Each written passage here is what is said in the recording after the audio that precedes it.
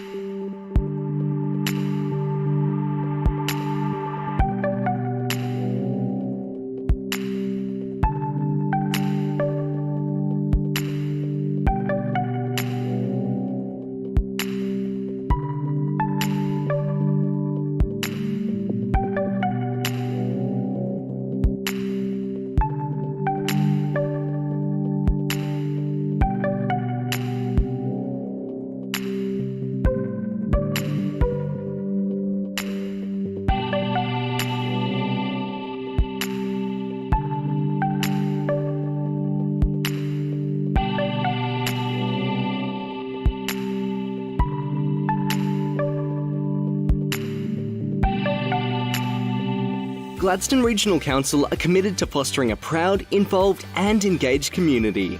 The Gladstone Regional Council Community Investment Program provides financial support to local community initiatives, projects and events which promote community connections, regional enhancements, community celebrations and community education. For more information on the Community Investment Program, visit gladstone.qld.gov.au. Gladstone Regional Council. Connect, innovate, diversify.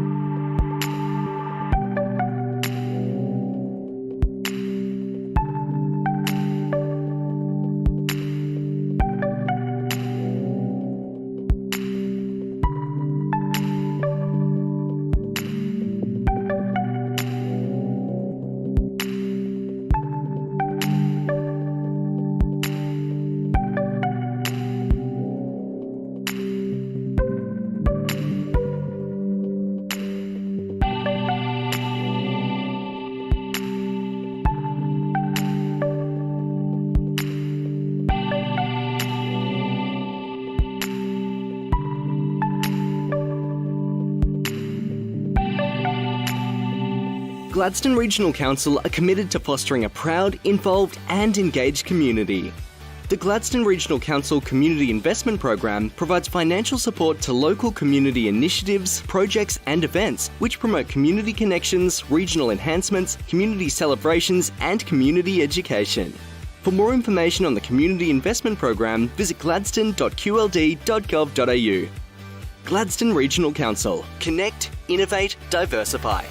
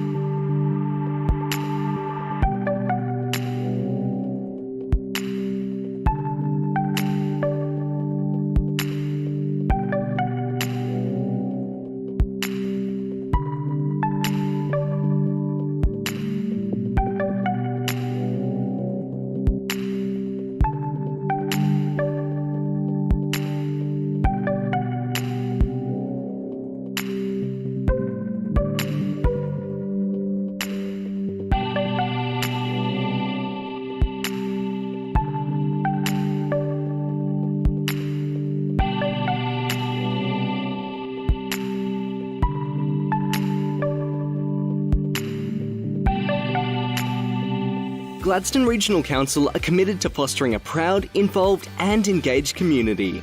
The Gladstone Regional Council Community Investment Program provides financial support to local community initiatives, projects and events which promote community connections, regional enhancements, community celebrations and community education. For more information on the Community Investment Program, visit gladstone.qld.gov.au.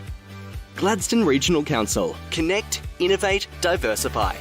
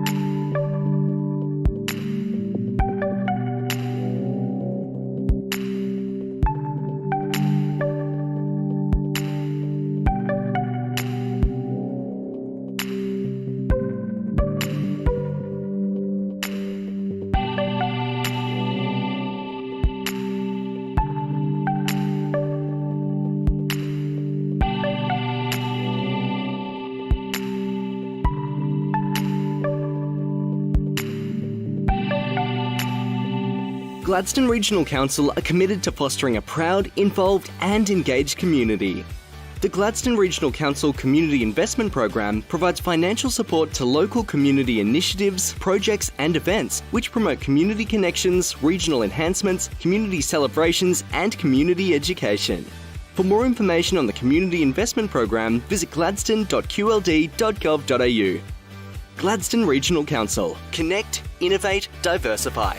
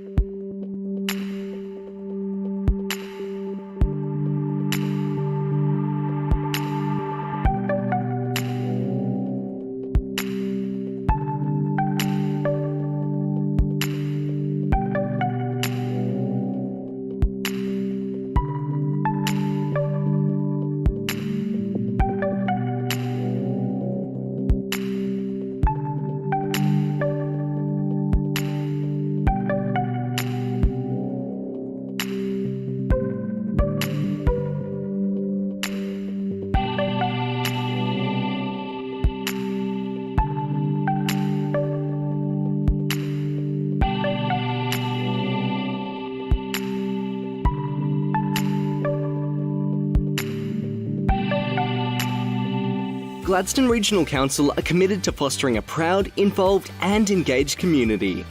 The Gladstone Regional Council Community Investment Program provides financial support to local community initiatives, projects and events which promote community connections, regional enhancements, community celebrations and community education.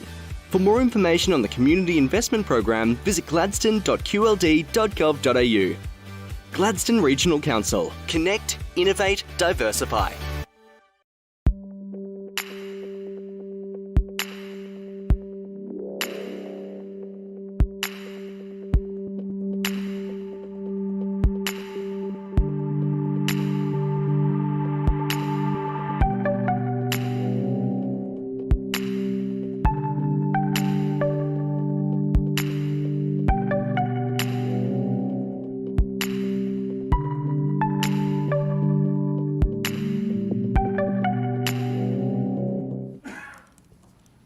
Well, good morning everyone. The time being 9 a.m, I declare open the general meeting for the Gladstone Regional Council for the 19th of January 2021.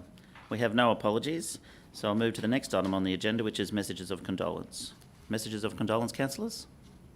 Councillor Goodluck. Thank you, Mr Mayor.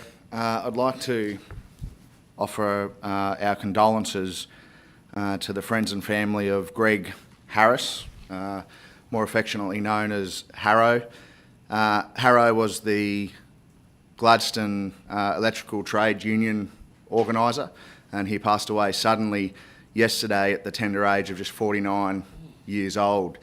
I had the pleasure of working with Harrow during the LNG construction, where he was employed as an electrician over there. And like me, Harrow was elected by a group of his peers as a union delegate to represent the interests of the workers on the site. And Harrow and I worked together for some years. And in more recent years, Harrow stepped up to be the ETU organiser for the Gladstone and Central Queensland area, and worked hard for electricians right across our region and abroad, representing the interests of workers. He leaves behind his wife Kay, and two sons, Jake and Dale. One of his sons is awaiting his 21st birthday in a week or two's time. So very sad news today, and our thoughts and prayers and condolences go out to friends and family of Harrow. Rest in peace, Harrow. Thank you, Councillor Goodluck. Any other messages of condolence, councillors? No, we'll move to the next item on the agenda, which is prior notifications of MPIs and conflicts of interest. Tanya, do we have any? We do, yes. Sorry? Councillor Muscat and Over to you, Councillor Muscat. Thank you, Mr Mayor, and hello everyone.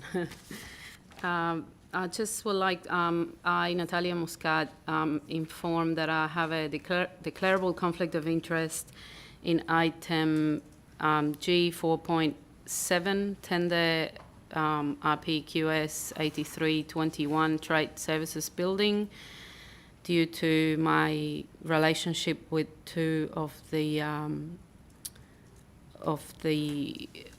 assessed tenders. That would be Country to Coast and Paul Marsman Trading as Priority Painters, so they are currently doing work in my residence. I would like to leave the room while this item is being discussed. Thank you. Thank you, Councillor Muscat. Was it Councillor Branthwaite? Thank you, Mr Mayor. Good morning, everyone. I, Darryl Branthwaite, inform the meeting that I have a declarable conflict of interest in item 4.6 because of my relationship with Purcell's Engineering, and it's a real close relationship, and as a result of my conflict, I will leave the room while the matter is being considered and voted on. Thank you, Councillor Branthwaite. Councillor Hanson. Mr Mayor, I've just realised that I should mention that in the deputation G 3.1 that my wife works for the Gladstone Healthy Harbour Partnership. She's a secretariat, which is part of what the Fitzroy Basin Association does. I'm not sure whether it's a impactable conflict of interest. I also don't have audio. Thanks, Tina. So if you could put your mic on mute, please, that'd be fantastic. Sorry, Councillor Hanson. Yeah, I'm not sure whether that, all we're receiving this morning is information from the Fitzroy Basin Association, so I'm not sure whether there's a conflict there. If you think there is, I'll leave the room. Tanya.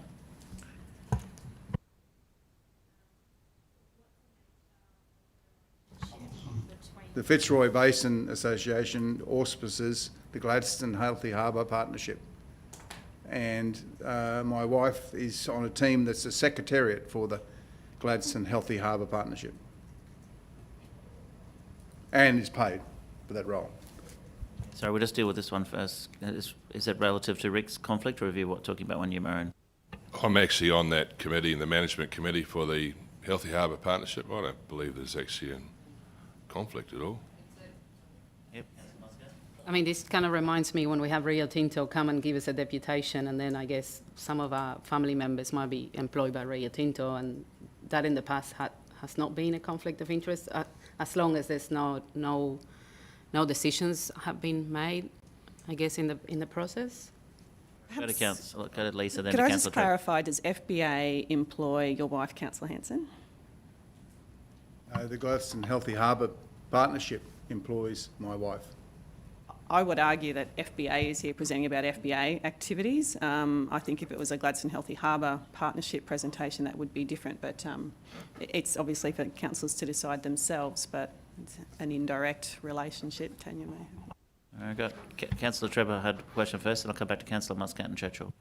Sorry, Mayor, I just don't understand the relationship between the two, but if the two are connected and your wife, Rick, is being paid, then I think you've got an issue, particularly given the fact that after each report now, our meeting procedure policy requires us to pass a motion, whatever that may be, to receive the report or to conduct further action in relation to the report. So there is a formal motion which is moved and seconded and carried in most instances. So my concern would be if the two are connected, then there is risk to you.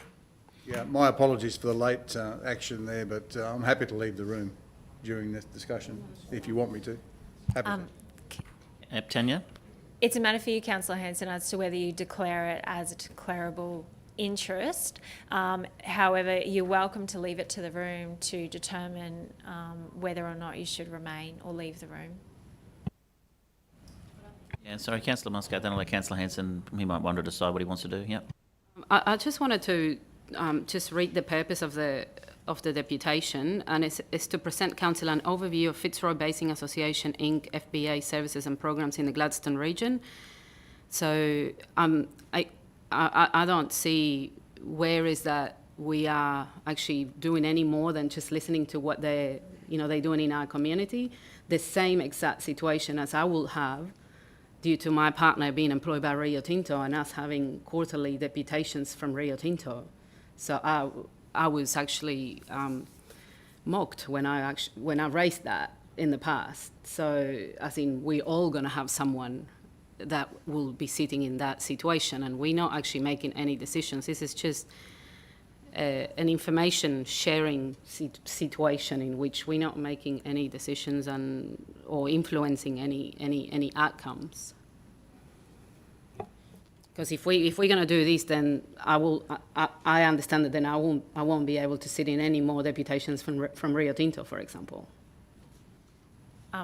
Just again, it is a two-step process. So you declare the conflict of interest, and then the councillors as a collective decides if there is a conflict of interest. That's step one. Step two is then the action taken in relation to that conflict of interest. Okay. Councillor Hanson, would you like to declare a conflict and leave, or declare a conflict and stay, or just leave it as is? I would like to declare a conflict. And let Council vote? And let council vote, please. Thanks. All right. So what sort of conflict is it being declared as? It has to be the declarable conflict of interest because where council there's can money vote. involved. Councillor Muscat? No, there's no. I'd like to move that Councillor Hanson does not have a declarable conflict of interest in this item. Is that how that works? It's been a long time since we've done this. Okay, seconder, please. No seconder. Councillor Goodluck seconding. Councillor Churchill had a question. Yeah, thanks very much. Can I just get an understanding from Councillor Hanson again the exact clarification of your wife's contract with the Healthy Harbour Partnership. If I could just get that clear in my mind, what that relationship is.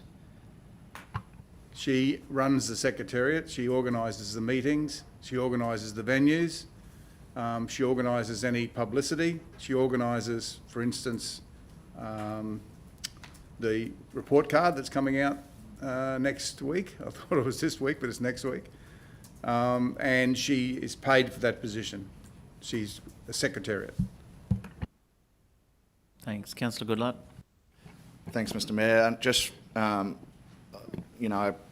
appreciate Councillor Hanson raising this. It just goes to show the transparency around our decision-making. The reason that I seconded Councillor Muscat's motion that there is no, I don't believe there is no conflict. The FBA is here presenting on FBA activities, not on the Gladstone Healthy Harbour Partnership activities, and the Council today is not making any decision regarding any funding that I'm aware of that would impact or benefit or detract from the Gladstone Healthy Harbour Partnership or Councillor Hanson's wife. I don't think there's any conflict for Councillor Hanson, and that's the reason that I seconded the motion. Thanks, councillors. I think we've had enough discussion on that, unless there's some more urgent issue that someone would like to raise on it. We have a mover in Councillor Muscat, second in Councillor Goodluck, that no conflict exists. I'll put that motion. All in favour? Those against? The motion is carried. Thank you. Councillor Hanson remain in the room. Now Councillor Muscat. Would it be possible to get a little bit more clarification going forward? Because it is, I can recall a couple of times in which I was advised that a deputation with information purposes wasn't something in which we had to declare conflict of interest. So the legislation is very clear with regards to anything at a meeting or anything that you do in your role as a councillor. You have an obligation to declare a conflict of interest where one exists. Whether or not a conflict of interest exists is a matter for each individual councillor. As a councillor, you also have a responsibility to report if you feel that someone else, another councillor, has a conflict of interest. So it's very hard to provide anything more specific than that, other than what the legislation provides around what is a declarable conflict and what is a prescribed conflict. Mr Mayor, I think the pertinent point in this is that the legislation is quite firm, is that at this particular stage, the decision gets made by the peers of your fellow councillors around the table. And that decision just made. In relation to Councillor Branthwaite, did you say you're on the committee of Healthy Harbour Partnership? That's correct. Council representative on there? Correct. Thanks. There's no conflict. Councillor Goodluck. Sorry, just to clarify, in the deputation details, it says the matter for information only, and it says no. Does that mean there's a request for funding from FBA? No, we're not receiving any requests. No. Okay. So it should be, the answer to that question should be yes? Is that? I believe that's the case, yes. Yeah, thank you. Okay. Any further notifications of MPIs or conflicts of interest? No, thank you. We'll move to the next item on the agenda, which is a Mayor's statement on current issues. And I'd just like to say welcome back. Ready for another year. Obviously, last year was one not to be forgotten, that's for sure. 2020, with COVID and everything else that went down, certainly made it a memorable year, not necessarily for good reasons. I hope everyone did have a nice Christmas break and their New Year was spent with family and friends. For Gladstone Regional Council's staff, we had our Festival of Summer activated in January, and I understand that went very well. We had 2 Festival of Summer Sounds this year. I'm not sure of the numbers, but I'm sure it was pretty good. I saw some feedback. We had the Summer Sounds for under 18s on the Friday night just gone, and for 18 plus for the first time was on the Saturday night. So hopefully the locals enjoyed that. Coming up, of course, we have Australia Day festivities happening right across the region. Our major event is, of course, at Millennium Esplanade at Tenham Sands. That's from 3 p.m. to 7 p.m. Unfortunately, being a ticketed event due to COVID restrictions, it is sold out. But people can ring the Gladstone Entertainment Convention Centre box office, 49722822, 822, and put your name on a waiting list. And if you have booked tickets for that event and you can no longer go, please let the box office team know so that other people who want to attend can attend. But I'm sure that'll be a fantastic event. There's other events there at Turkey Beach or at Bullion, there on Curtis Island. I'm sure there'll be one in Rosedale, and I no doubt I think it's the Bulls and Bands is happening in Calliope again. So there'll be Australia Day festivities happening right across the region. Make sure you check them out. I think that's about it for us. We now have a deputation from the Fitzroy Basin Association, so I'll get Tanya to call them in. Thank you. G2.1, Mr Mayor. While the Fitzroy Basin Association are coming in, I call for G2.1, which is a confirmation of the general meeting minutes for the 15th of December 2020. Thank you. Move Councillor Churchill, second Councillor Hanson. Any business arising? No. I put the motion. All in favour? That's carried. Thank you. Now we'll hand over to the team at Fitzroy Basin.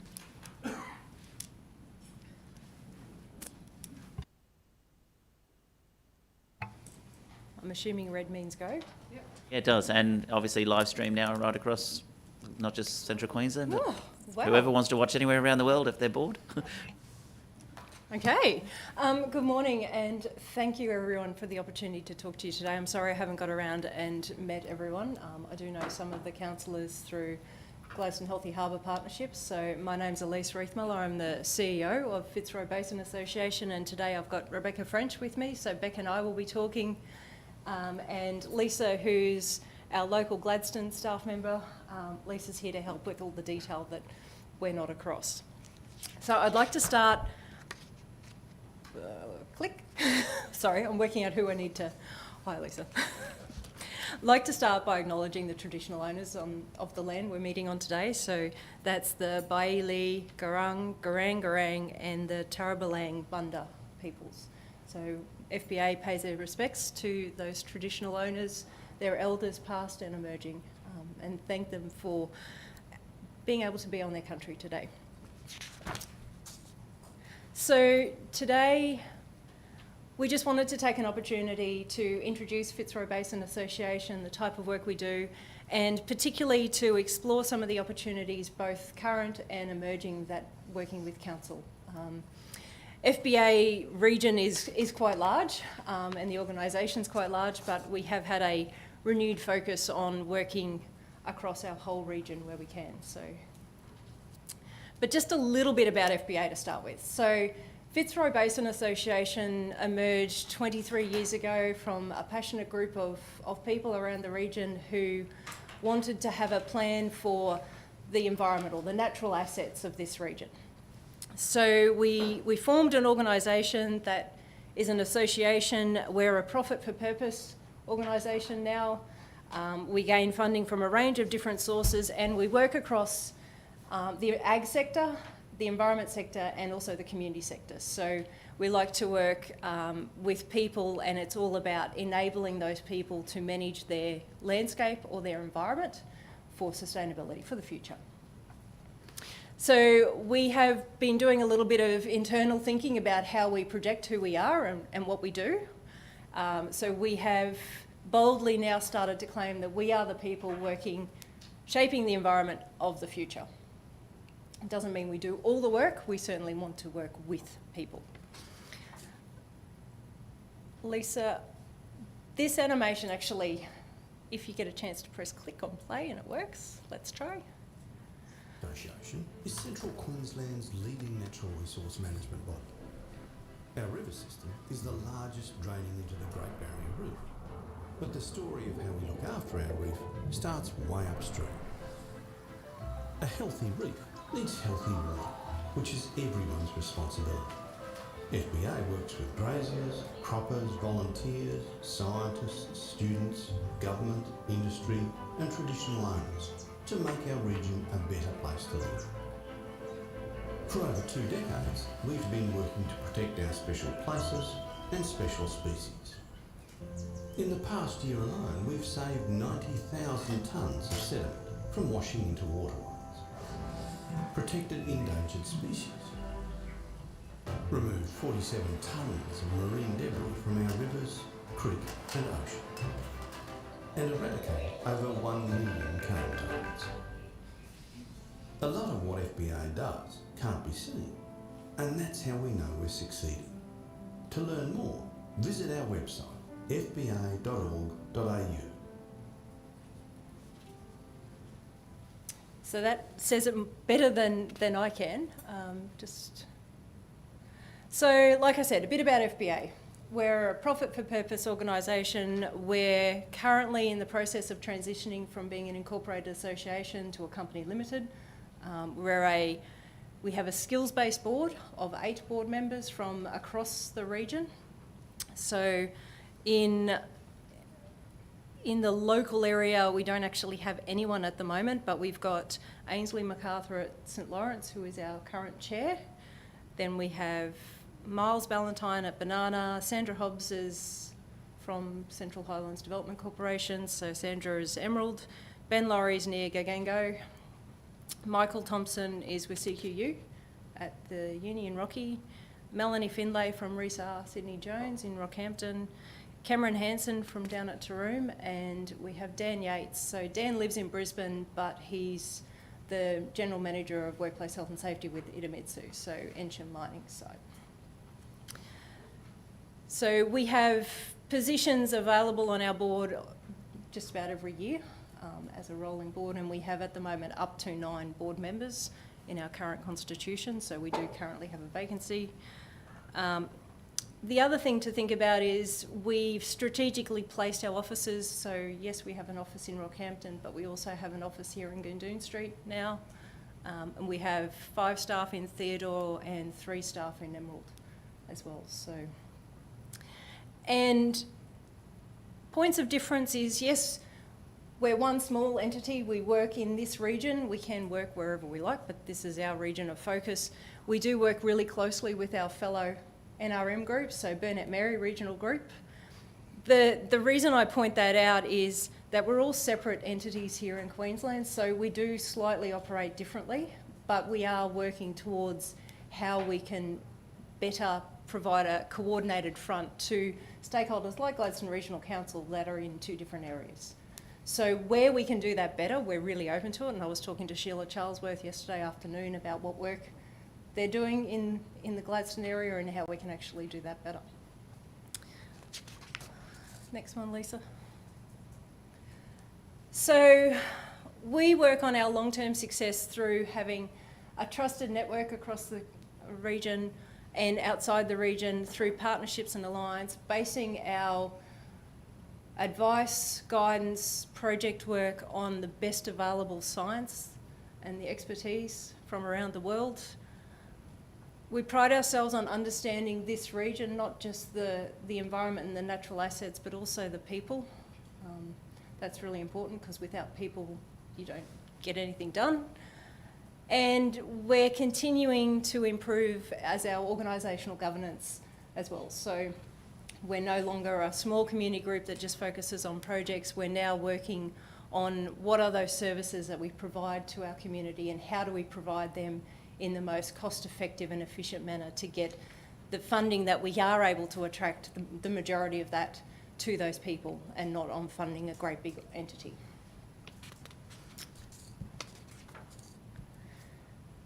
We've recently been through a strategic planning exercise with our new board, and we're now saying that our goals are about leading regional connection and collaboration, leveraging our knowledge, science and partnerships, and creating value through people and solutions. So that's what is guiding the work that FBA does. And that, together with our regional NRM plan, which is the CQSS, which Beck's going to talk about in a bit further, and the water quality improvement plan, they provide some of the detailed science around some of the work that we do. We used to talk a lot about the region rather than the organisation, and we flipped that around because without the region, we don't have an organisation, but the region is quite spectacular. And it's a massive space. It's got lots of rare and threatened species. It's got lots of different industries and lots of opportunities to partner and collaborate. And also lots of challenges and places to work, which is why we have a focus on collaborating and partnering, because there's way too much work and way too much country to actually ever be able to do any of that if you really wanted to try and do it all yourself, which we don't. So, and a lot of that information is available all on our website. So I didn't want to spend too much time. I wanted to actually let the majority of the time be more for Beck talking about some of the work we're actually doing in this region. Okay. So next slide, Next slide, please. Lisa. So for those... Do you want this? No, I've got... You got that one? I got told to stop. You got told to sit still. Okay. Does everyone hear me okay? Great.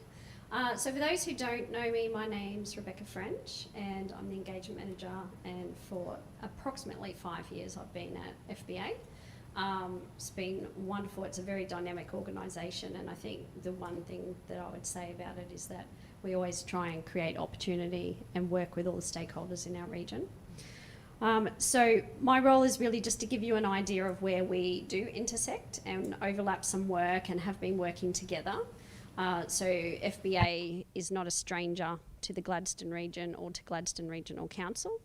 So the areas that we connect, I guess broadly, on the next slide please Lisa, is regional planning and feedback. So not only do we do our own regional planning, and the Fitzroy Basin incorporates 7 local government areas fully and then another 2 partially. So we do our regional planning, but we also have a role in supporting councils with their planning. So for example, when you're going through the coastal hazards adaptation strategy and the workshops and the community engagement, we're often sitting in on some of those workshops or reviewing reports and giving you some feedback or some support around that. We will also co-promote it. So there's that. I've also been involved in biosecurity planning workshops with the pest management team as well. So that's some of the ways that we support.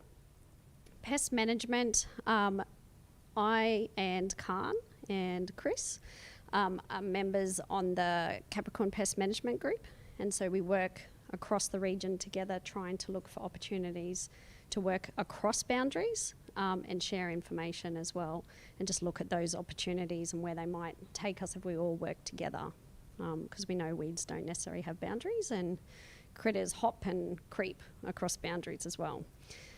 Indigenous engagement. So this is somewhere that FBA has put a lot of effort in trying to establish and maintain relationships with our traditional owner groups and the organisations that may be linked to those traditional owner groups. So in Gladstone particularly, that's Gadadjal and PCCC, which does go beyond obviously our boundaries. And so we've also worked together with Burnett Mary Regional Group with PCCC as well. So we're always looking for those opportunities. Species and habitats. So the Team Turtle CQ volunteer project will come to mind to many of you. We've been working on that project with council, both Gladstone Region and Livingston Shire, for a number of years now.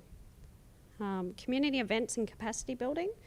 So there might be something but like the Future Leaders Eco Conference, might have got that name slightly wrong, or there might be EcoFest. So we look for opportunities where we can also promote, you know, work that either FBA is doing in the region or better stewardship for the environment at those events. And if we're not there taking a sort of a lead participatory role, we'll be in a support role. So helping perhaps an organisation like Conservation Volunteers Australia to participate or run an activity. So when we do community grants as well, we call that capacity building. So we are really looking for, in every community that we work with, opportunities to support people to do the environmental projects and the stewardship projects that are of interest to them.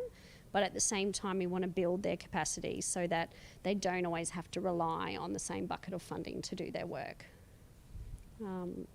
Disaster resilience. It's not specifically a new space for us, but I guess the way we support in that space changes depending on the role we get asked to take on. So a few years ago, you know, we were involved in some recovery with landholders, with Cyclone Oswald, I think it was. And then more recently, we're looking at a regional kind of integration, supporting some sharing of data with all the water modelling along the catchment. And that's across regions, so not just Gladstone region. So with lots of local government agencies and also other agencies like the Bureau of Meteorology. Okay. And then the other thing that you should know is that a large portion of our organisation also does land management. with a rural focus, but also for land care groups as well, which might be community-based. The RALF there, that's our Regional Agricultural Land Care Facilitator. So in our organisation, that's Vicky Horstman, and she is responsible for going right across the region of the Fitzroy region and creating networks and finding gaps and opportunities to build the capacity and the networks of our land managers. Okay. So this little slide's about our CQSS 2030. That's our NRM plan, Natural Resource Management Plan for the region. We are currently undergoing a review of this plan, and you may have recalled a survey that we put out last year about this.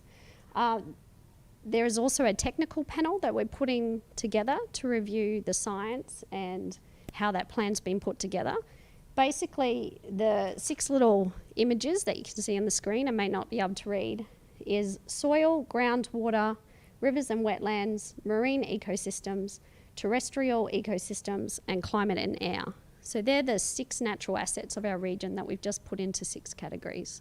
So we look at all of those, and the CQSS really is to take on board what are the priorities of our region, so for Gladstone and beyond, across the Fitzroy region, and to look at what work is collectively being done to basically meet those goals or, you know, put attention on those priorities for the better.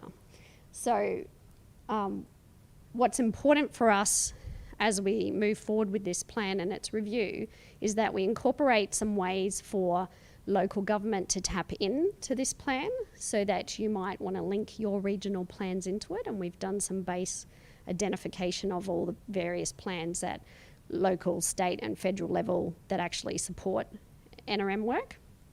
And we'll also be trying to put a baseline together about the health of our assets, so that kind of information can then be more useful when we track it over time, so we can then collectively report on contributions to supporting the health of our natural assets. But so yeah, the contributions of supporting that, and then who is supporting that, whether that's an individual or an organisation, yeah, across the region. So we can move on. Gladstone Healthy Harbour Partnership, so we mentioned that. FBA is the host and is a partner in GHHP. I'm quite sure most of you are probably familiar, but it's about independent reporting of the health of the water quality in the harbour.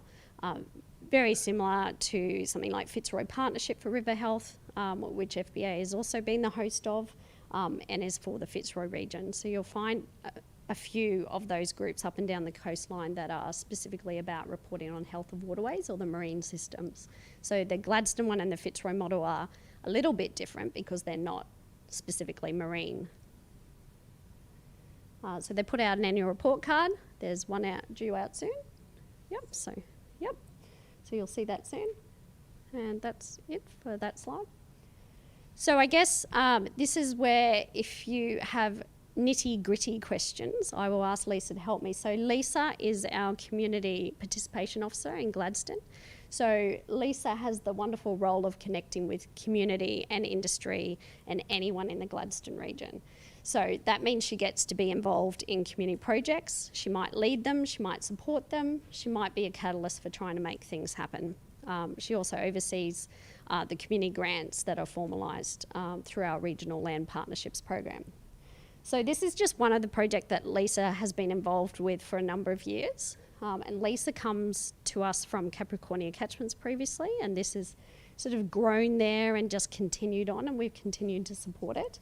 So basically we breed jewel beetles as a pest control for the cat's claw creeper. And so through that project, they're breeding and then they're releasing it into certain areas. And we've engaged Gaddargel in that program. So they're out there at councils. It's not at the nursery, but there's a council depot at the Calliope depot. And so we've got like little igloos there where they breed there. So council is very much involved in supporting that project. And we're thankful for that space. Okay, so then the next one. Another project that you may be aware of is the Drain Buddies project, which is basically a project that FBA coordinates on behalf of the local marine advisory committees of both the Capricorn Coast and Gladstone. So it is actually the only LMAC project in that same sort of bucket of funds that goes across regions.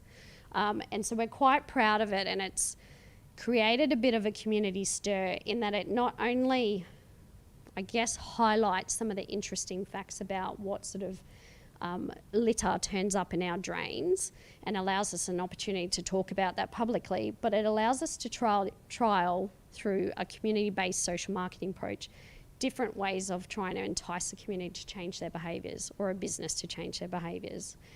So what we've changed about it, we're now in year 2 of this project, so there were so many people supporting it, that there's now been an expansion of the Drain Buddies. We'll move on to, we've got a steering committee across the region now, and we'll move on to a different litter source that might be targeted, and it might be across the 3 communities of Rockhampton, Yeppoon, might even involve Emu Park, and Gladstone. But we've got people looking at our data now too. So we've got DES looking at the data, which is Department of Environment and Science, and some of their litter and illegal dumping staff and people who are looking at infrastructure, like even stormwater infrastructure, they're looking at some of that. We've got GHHP and FPRH who are required to have litter indicators now as part of their reporting, and so as that comes in, they're looking at how they might use that data.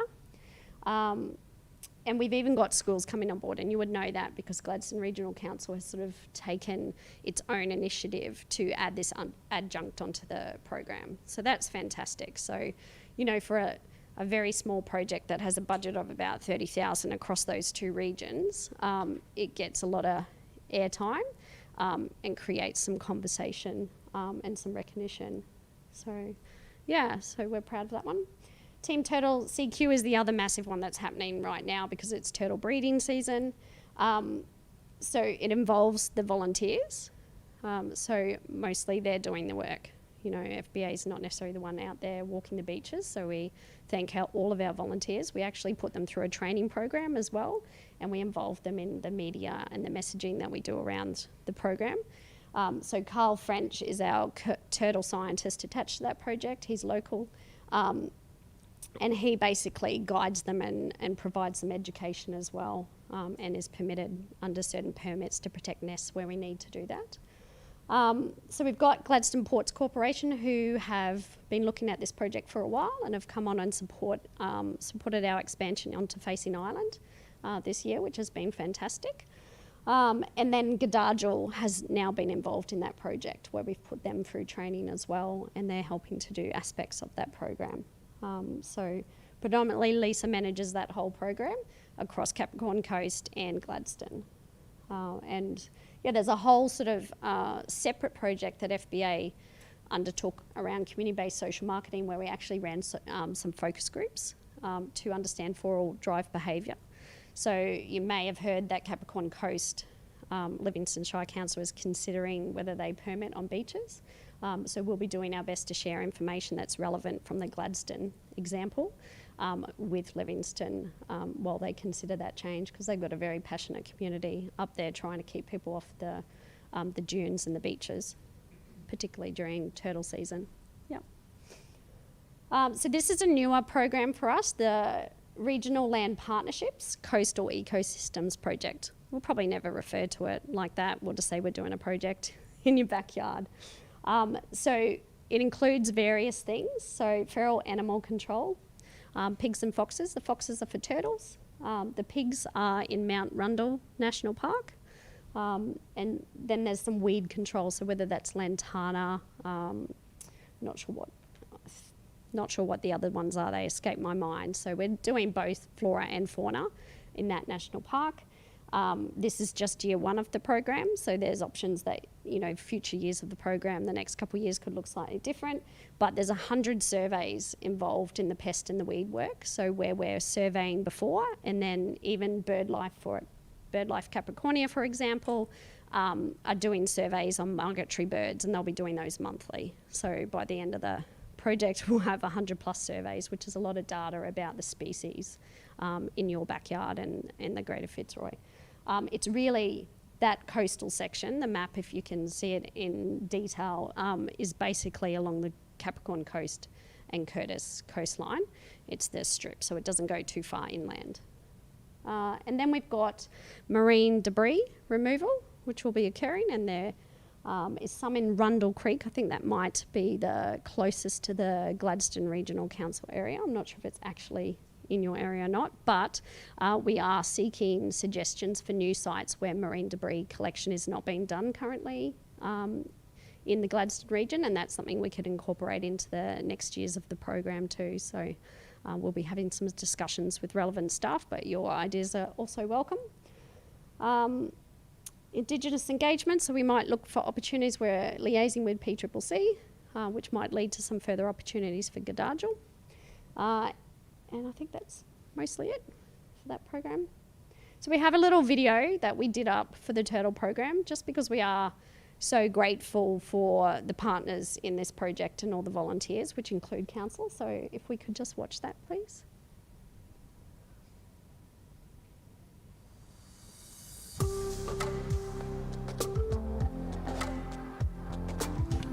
So we have the The Team sound. Turtle CQ is a fantastic volunteer program that Fitzroy Basin Association helps support. It keeps an eye on marine turtles in the local region during the nesting season, and it tries to understand where they're trying to nest and what sort of threats they're potentially facing. It started in 2016, and prior to that there really was no coordinated volunteer program monitoring marine turtles, and it's really been providing us with some fantastic data that allows us to improve our conservation efforts locally.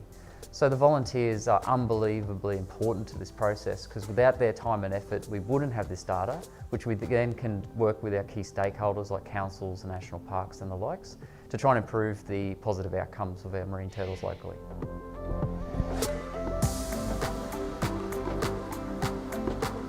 Hi, my name's Karen.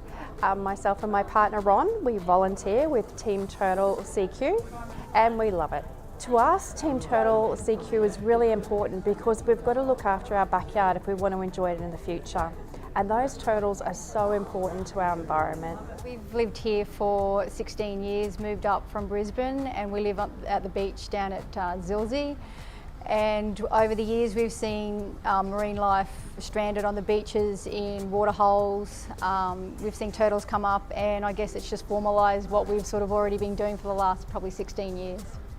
What it involves is walking on the beaches in the morning and looking for any marine life and tracks in the afternoons or any time of day, and then recording what we find. Hello, I'm Isaac Green and I'm Team Turtle CQ volunteer, and I'm also 15. The biggest highlight since I've been a volunteer was probably about a week or two ago when we were just sitting on the beach one afternoon and we saw a little indentation in one of the nests. So we waited like 30 minutes after, and about 60 odd baby turtles just came erupting out of one of the nests, and it was just amazing. We received some excellent training about the turtles, and we actually learned what marks that we're looking for with the turtle tracking and how to identify a species as best as we can from the turtle tracks.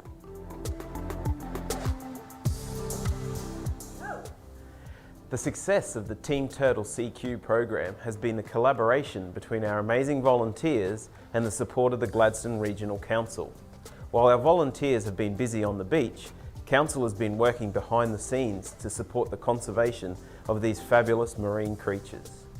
Some of the initiatives include reducing the pressure of feral predators and ensuring that four-wheel drivers are using our beaches responsibly.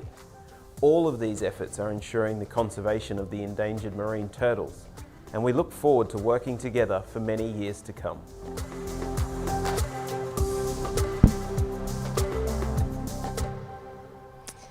So I think my time is just on up. If we can move on to the next slide, I can just leave it up for question time if you have any questions. But the last sort of comment I wanted to make is Team Turtle and Drain Buddies are just two examples of citizen science where we're actually allowing people to get involved and to drive things. And it's not wasted effort in terms of the data that they collect is robust enough to go into national databases. So the litter data goes into the Australian Marine Debris Initiative database that is run by Tangaroa Blue, and so it's a nationwide or international database, at least nationwide. So we can look at, you know, broad trends and things. And the turtle data goes into the statewide turtle database. I've probably got the name of it wrong. Yeah, so Queensland Turtle Conservation Program. So the data actually goes back to those more formal sources, so it can also be considered and make a difference. And that's really the type of stuff we love to do, is make a difference and make it with people and make it accessible and real. So our work should be accessible and real to everyone in the Gladstone community. So we're always looking for opportunities. They're just, those things on that slide were just some other things that we do, because the range of services that FBA now does is vastly different to what it might have done 5 years ago, which is why it's always good for us to come back and visit you. So yeah, if I can now open up for any questions. Thank you. Councillors, questions? Councillor Churchill.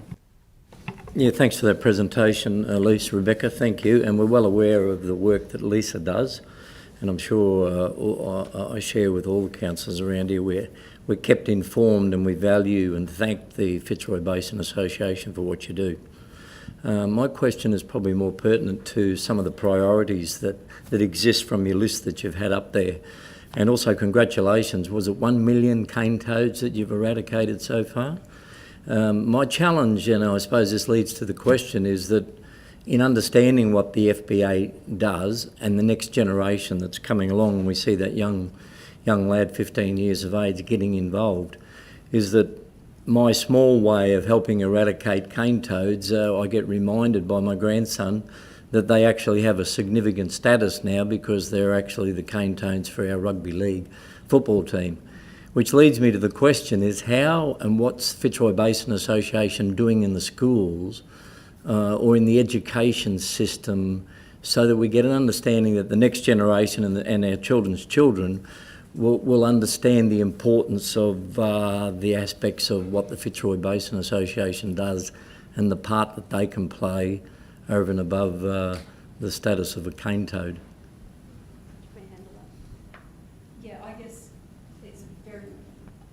Very good question, and it's always a challenge, and certainly in more recent times with the curriculum as structured as it is, it makes it even more challenging. So what we do is we've got our Flow Visitor Centre. We're looking at ways now, particularly because of COVID, for how we can actually project into and out of that space so that we don't have to ask teachers to take kids elsewhere. And we've got, so Dan Ray that you saw on the video there before, Dan's a qualified teacher, so he has come out of the education system relatively recently, so he understands the curriculum. So we have environmental components in the maths syllabus, for example.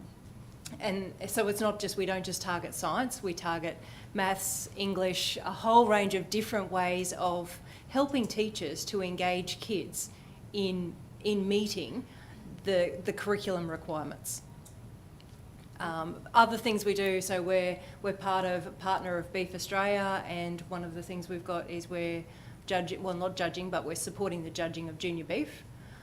We've got a program where we support the TCC in Rockhampton, the ag students there. So we have a staff member that goes and talks with those ag students once a month as a program. So we're trying to target kids particularly from probably year 2 onwards. But certainly that's the way you get the adults thinking, is when the kids are pointing out things. And I can remember my kids sitting in the back seat saying, "Mum, why are you drinking Coke? Don't you know there's 16 teaspoons of sugar in Coke?" And you go, "Oh my gosh." But just today Mummy needed that sugar. But that's what it's all about, because they do, your kids hold you to account.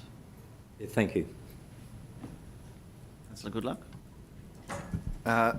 Thanks, Mr Mayor, and thanks for coming along today and showing us all the broad range of activities that the FBA is involved in. I know Rebecca, Councillor Cameron and myself see you from time to time at the CPMG meetings, and we collaborate in different aspects there. Just in regards to the turtles and also the kids, my daughter came home from school, she's in grade 2 this year, not long ago and was telling me that they must have learnt something at school, might have even been from FBA, about the sand temperature with our turtles is increasing, and it's changing the sex of all the turtles and turn them all into boys or females. I can't remember what the story was, but just in relation to that, can you just give us a brief update? What are the major threats to our local turtle population, whether it's climate threats or obviously people driving on the sand dunes, and particularly about that part about the sand, so I can go back and tell my daughter that I learnt something today. Sure, we'll see how Lisa fares with this question. Okay, hope that's working. Look, our marine turtles face so many threats, but I guess, and some of them are, climate change is a huge one, but what we can do locally is, one, four-wheel drive behaviour, so that we drive on the hard sand and we don't go above the high water mark. We certainly don't drive into dunes, and I have noted that Council has been very proactive on social media, getting that message out there. So we've got appropriate beach behaviour. It's not just four-wheel driving. If you're digging a hole in and making sandcastles in the sand, fill it back in, because one, and there's some really huge ones I've come across, that one, a mother turtle coming up the beach can fall in there, and she may get out there fairly easily, but you can imagine the hatchlings will really struggle to get back out. So just little things like that, especially if those holes are above the high water mark. Marine debris, that and especially fishing waste. There's ingestion. It's a huge issue. Team Turtle CQ is also involved in the marine stranding strand net data collection. So our volunteers are trained, some, not all, are trained in marine stranding response. So that's an additional activity that Team Turtle CQ does. And when they do come into care and they go to a vet, it's quite shocking how many times there is plastic ingestion and fishing line ingestion. And it's a really slow and painful death. So we just need to be all a little bit mindful of that. Of course, just plastic, marine debris in general, that can be entrapment as well as ingestion. Light impacts is a huge one, so coastal light that will, the mothers don't really like to nest on overly light beaches, so they like dark beaches, and we're starting to get some data on that. So our Team Turtle CQ volunteers are trained and encouraged to not only record the nesting activity, but also threats as they come across them. And we are starting to see that with the light beaches aren't getting quite as much of the nesting activity. And then the hatchlings, when they hatch, they look for the lightest horizon, which should be over the ocean, but with development and different land-based activities now that we're recording, and it is well known, that they will start going down towards the water and then they veer off towards the artificial light. So that's another issue, and if they're still floundering around in the daylight, they can get picked off by birds, they get exhausted, dogs, other predation. So have I left any threats out? I think they're probably... Oh, just foxes. Oh, foxes, yeah. Or goannas, or... Yeah, and goannas are a natural predator, but, if the goanna population is imbalanced and there's too many, which we have had issues in the past in different areas of the region, that's an issue. Foxes are definitely an issue on both the Capricorn and Curtis coasts, and I acknowledge the work that both Gladstone Regional Council and Livingston is doing in that space with den detection. So we bring in Rocky, the sniffer dog, and he detects active dens, and then they're fumigated, so it's killing the mum and the bubbers in the den. But it's the most humane way to do that. As you can imagine, other like trapping and that kind of thing isn't as effective. So that will continue. That fox removal it's an ongoing work to be done. We do some nest protection if we can, but we do have to have the appropriate permits, or the volunteers that we utilise need the appropriate permits, or we use Carl French, who does have those permits. So we do a little bit of nest protection. I think there's a nest on wild cattle at the moment that I'm waiting to hear back if it was partially predated, so some protection was put over it under permit, and we'll see. And just with the sex of the turtles and the feminisation. temperature, was that? Yeah, it is true, and it's for all reptiles. So yes, feminisation with the warming. So that's another climate change impact. And I would say the other one.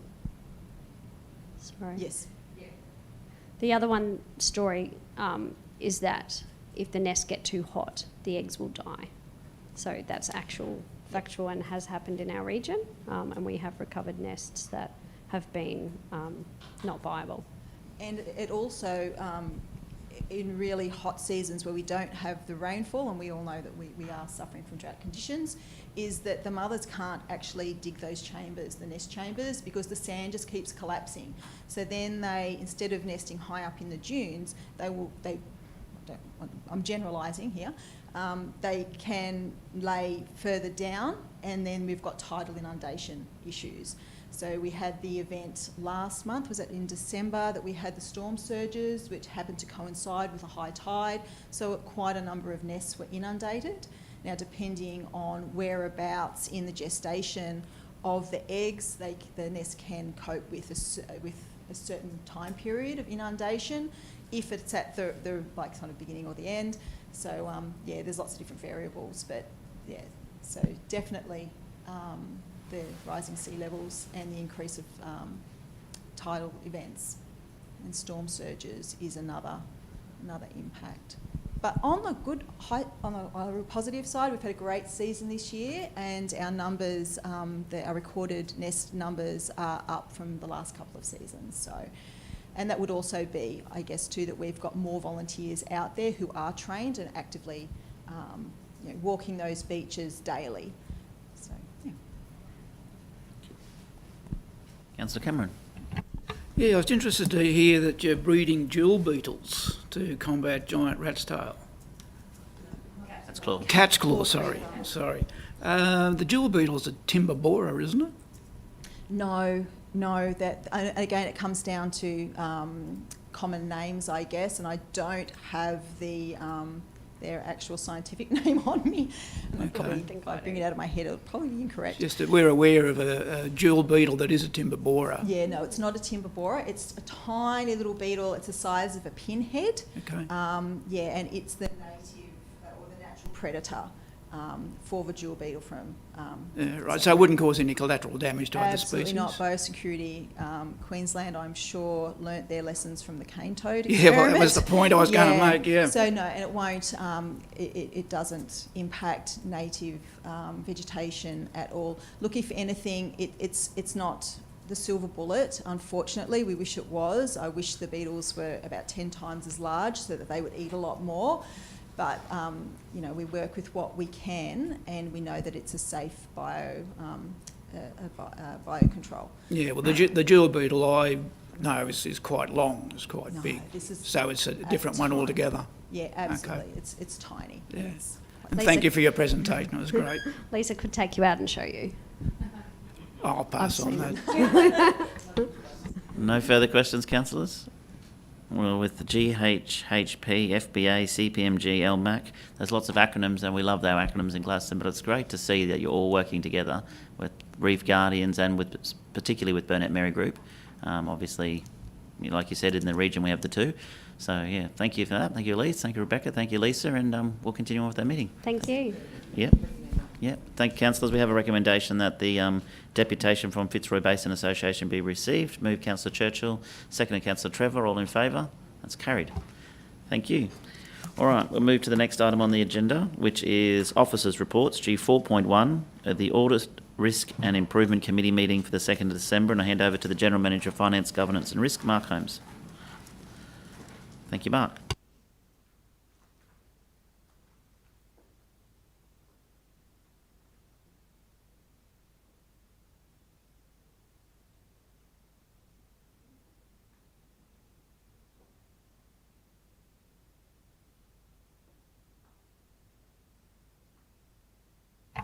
Good morning, Mayor and Councillors. The first item that we have up today is our Audit, Risk and Improvement Committee minutes from the meeting held on the 2nd of December.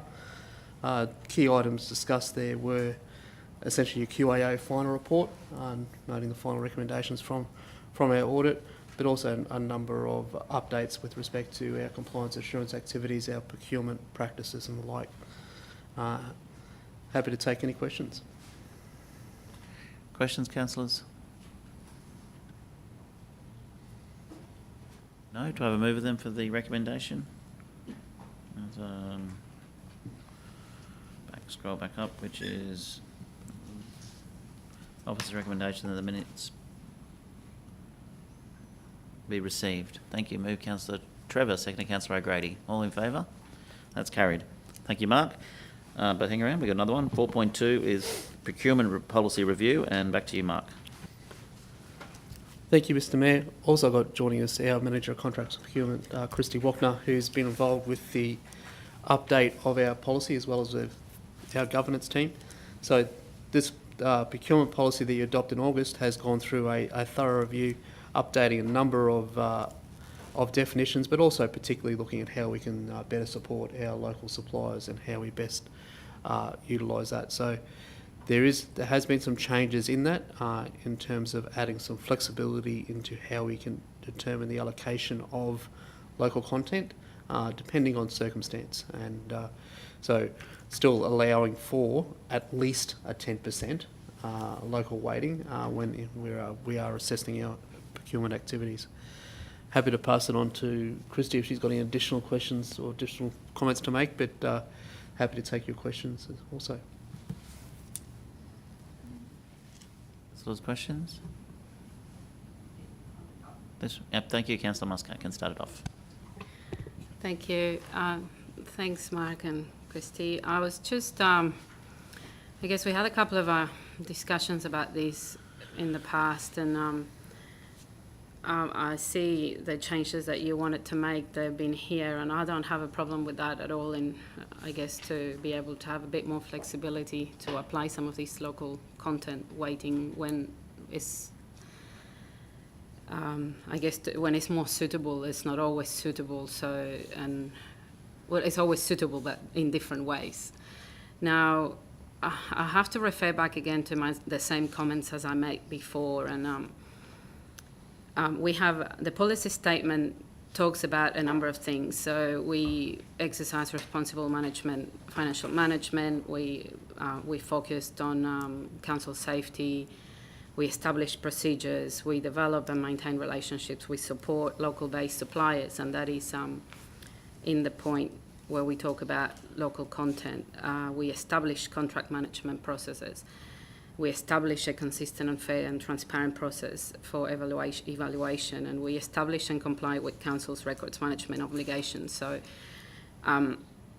again, I have to go back to point G, where it says we support the establishment of a diverse supply chain with particular focus on entities that deliver or have the potential to deliver economic and environmental benefit to the Gladstone region. I love that statement. But I still don't see how we measure against that. While in some of the other points, obviously, we can show the processes, we can show the assessments, we can show, I guess, the procedures that we produced. So, where in the process of procurement we actually assess point G against against what we do. Thanks for your question. So social procurement, I guess, is in the early stages of being considered as far as our procurement processes go. We're getting some technology that's going to help us to be able to identify organisations that have the social aspect covered. Once we start really embedding that technology through that platform for procuring, we're going to be able to get some visibility around how we're procuring socially, and then we're potentially getting to a point that we can actually set some targets around that, as we do with the social components of the local components of our procurements. Yeah, that's great to see. I completely understand where you come from. I guess it is quite new. But for example, going to the local content, and when we go to 7.1, we talk about ensuring that the below are given due consideration in the evaluation process. And I think also, so we talk about readily available spare parts, compliance, short supply lines. I mean, there's also an opportunity to put in there what the social and environmental impact is of those people that when we look at local content, when we look at assessing different tenders. So, and it goes back to maybe, I don't like particularly the word maturity, but when we talk about local content, I personally see it more as more of a local value, not necessarily geographical basis of offices, but what is that our community gets in return in a number of ways, like what's the local benefit and the local value. We just had a presentation just before where we saw how we have a business that is for purpose. So I like us to value the purpose of that business, not just where they're based or where they are. Well, I mean, both. I like to evaluate both of them. So, and I think the same way as FBA is moving into that direction, there's a lot of other organisations that will move in that direction, and I think we need to be prepared. And I'm glad that you're saying that we are actually looking into that. So I'm happy to, I guess, I don't know, to leave it. But I had also a couple of other questions, and I had a look at a few other procurement policies in different councils, and I can see that I understand our intent to keep policies quite broad and general, and then have different documents under it. So I have seen that a lot of other policies have a few different things in them. Social procurement is one of them. Things like emergencies, or when we are able to, I haven't really come across anything that we have written in the case of an emergency, and well, obviously this is the perfect example in our times. So we going through a worldwide pandemic, and there might be, I don't know, we might have to go and get something, and then we might not have the time to put a tender out for things that we need. So, and I've seen things like that in policies. So where is the line in which we put things in policies, and where is the things that we don't actually include in policies? Yep, I can answer the question with regards to emergency procurement. So that is actually covered under the local government regulation. It tells us how and when we can actually procure in the instance of an emergency. And you already have, so probably tackle it from a couple of sides. You already have a delegation in place to the CEO with respect to exercise some powers underneath those emergency provisions to exercise that. And in terms of when we put stuff in policy and when we put corporate standards, about trying to understand, I guess, how often we're accessing and what provides value to provide clarity not only to the community but also to our staff who are out working that policy to ensure consistency. With respect to social procurement and social investment, etc., more broadly, I guess it probably is a matter of understanding, and making sure we're applying that consistently and trying to understand the intent.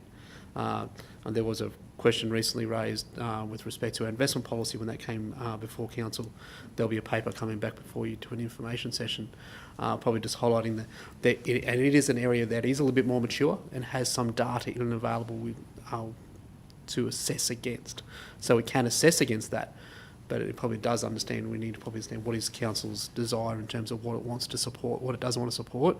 So it then makes it clear for our team that are out working the policy that they can apply that intent of council consistently. So happy to, so I think this will be an evolving journey. You bring the procurement policies reviewed at least annually. You see, we reviewed it in August. It'll be reviewed in and around adoption of budget again this year. So it is one of those things that just keeps bringing forward. So as that space evolves, I would see the inclusion of some of that. But probably also caution, like we've talked about with local content, we still only have 100% available for the assessment of our tenders. So it's a question of, how do we place that importance? What do we prioritise? Yeah, I understand that, but I also see that a lot of other organisations, and it also is coming as a directive from the state government to look at those avenues in social procurement. So I guess when we talked about the social investment in the past, I believe the paper that you're preparing, that was because there was a desire from the boardroom to go into that. So I'm just kind of trying to think in my head, as in what am I supposed to do to not note what our intent is and how we pass it on. Do I need to put it in the recommendation? Do I need to again send an email to everyone and see if everybody agrees with me that we want to look a bit deeper into it? Or if you want to, like any policy or corporate standard, if you want to change or you want an amendment or further clarification, it's probably about you. If you did want to add that in as part of a second part of a resolution, that would be your way to do it. I guess the intent, if we do understand that that's the broader intent, we can bring that back in further revisions for consideration. Well, I will definitely like to do that. I don't know what would be the sentiment around the table. Mine would be that I'll be proposing to, sorry, I need to go back to the actual recommendation, to accept to repeal the current procurement policy, to adopt this one, and to consider further review on how to assess that point within the policy statement. That will be what I would like to add to the office's recommendation, if people would. I can accept that in a second. When you say that point, what was that point? Point G. Yeah, sorry, I'll keep going from one to the other. Point G? Yes, correct. So in the policy statement. It's under the policy statement in the new proposed policy. Can we hold that? I'll let you move that in a second. I just want to go through a few others with other councillors as well, Yeah. and other ones. Yeah. First, I want to start on one of myself, which is 7.1 local content. I understand what with the at least 10%, and I like that. At least 15%, I'd like more, but I'll go with at least 10. The bit that I'm concerned about is the weighting will be applied on the basis of, and these words I've seen them cause problems in the past, the geographic location of the business's head office, branch office, depot, and then it goes and or. So that really means or. And the next bit is the businesses submitted local procurement plan demonstrating they will commit to spending and subcontracting within the Gladstone region. That's good, and I understand if you've got a local business that is only going to spend 10% in the local community and then 90% outside, and then you've got another business that may not have their head office here, but they're spending 90% with local subbies, then it's a benefit for the community is bigger, and I get that. How do we hold them to account? That's what I need to know. I don't want none of this wishy-washy letters. Well, I send them all letters congratulating them on their tender and encouraging them to use local contractors where possible, and I know that a lot of them do, but how do we hold them to account to make sure that if we're going to give them this 10% weighting on a promise, then I want them to keep it? Thank you for your question. So with regards to the subcontracting and verifying that, we have actually put in several measures, possibly since we last spoke. We have a contractor management system that we use now to register all of our contractors and their subcontractors. So at the execution of a contract, we set them up in the system and they upload all of their employees, and everyone does their inductions through that system. if the subcontractor, and this is also very clear in the contract, that they can't change their subcontractor without our approval. Therefore, the subcontractor that is set up in the contractor management system is the approved subcontractor, and that can't be changed without prior approval. So that is a measure that we have in place to ensure that the subcontractors that they've put into their procurement plan are actually being used. I love that. Thank you very much. What about purchase of supplies? If they say they're going to buy their nuts and bolts from somewhere locally, how do we make sure they do that and they don't go and get them from Brisbane or Melbourne? That one's a little bit harder to monitor, but we do rely heavily on our project managers to do that verification themselves. It's a space that we do need to improve, and we are working on improvements. When we complete our procurement corporate standard review, post support of the policy, today we will be incorporating something to that light into that corporate standard to ensure that that is taking place every time. Okay, thank you. I think you give me the confidence I need to support it as is. I'm concerned, but I'd like, if we do the review that Councillor Muscat is suggesting, at the same time we could probably have a review of, I don't need to put in the motion, of who said they're going to do what and have they lived up to their expectations, and if they're not, then maybe we need to go back to what we previously had. I love what you're trying to do. We'll support our local community, we'll certainly support our local economy, and it's now up to the businesses, more so the ones that aren't in Gladstone, to make sure they use local subbies when they put their tenders in, and then keep that promise. Councillor Goodluck. Thank you, Mr Mayor. Thanks, Christy and Mark. With the local content part, initially we had a rating of 1 to 5, 5 being the head office in Gladstone, 4 a depot, 3, and eventually you'd get a weighting if you had an office outside of the region. Is that changed now? I know you've changed the wording around the geographic location, so has that changed that particular criteria and the way we measure that, or will that remain the same? Thank you for your question, and yes, it will be changing post the implementation of our revised corporate standard. So it will be a score of 5 if we're giving 5% weighting to local geographical location. Only companies with head office, branch office or a depot within the Gladstone local government area will be given a score of 5. Everyone else will get a 0. Okay, thank you. That's a good improvement, because obviously there's no point having a local weighting if you're going to still give weighting to someone with an office in Brisbane.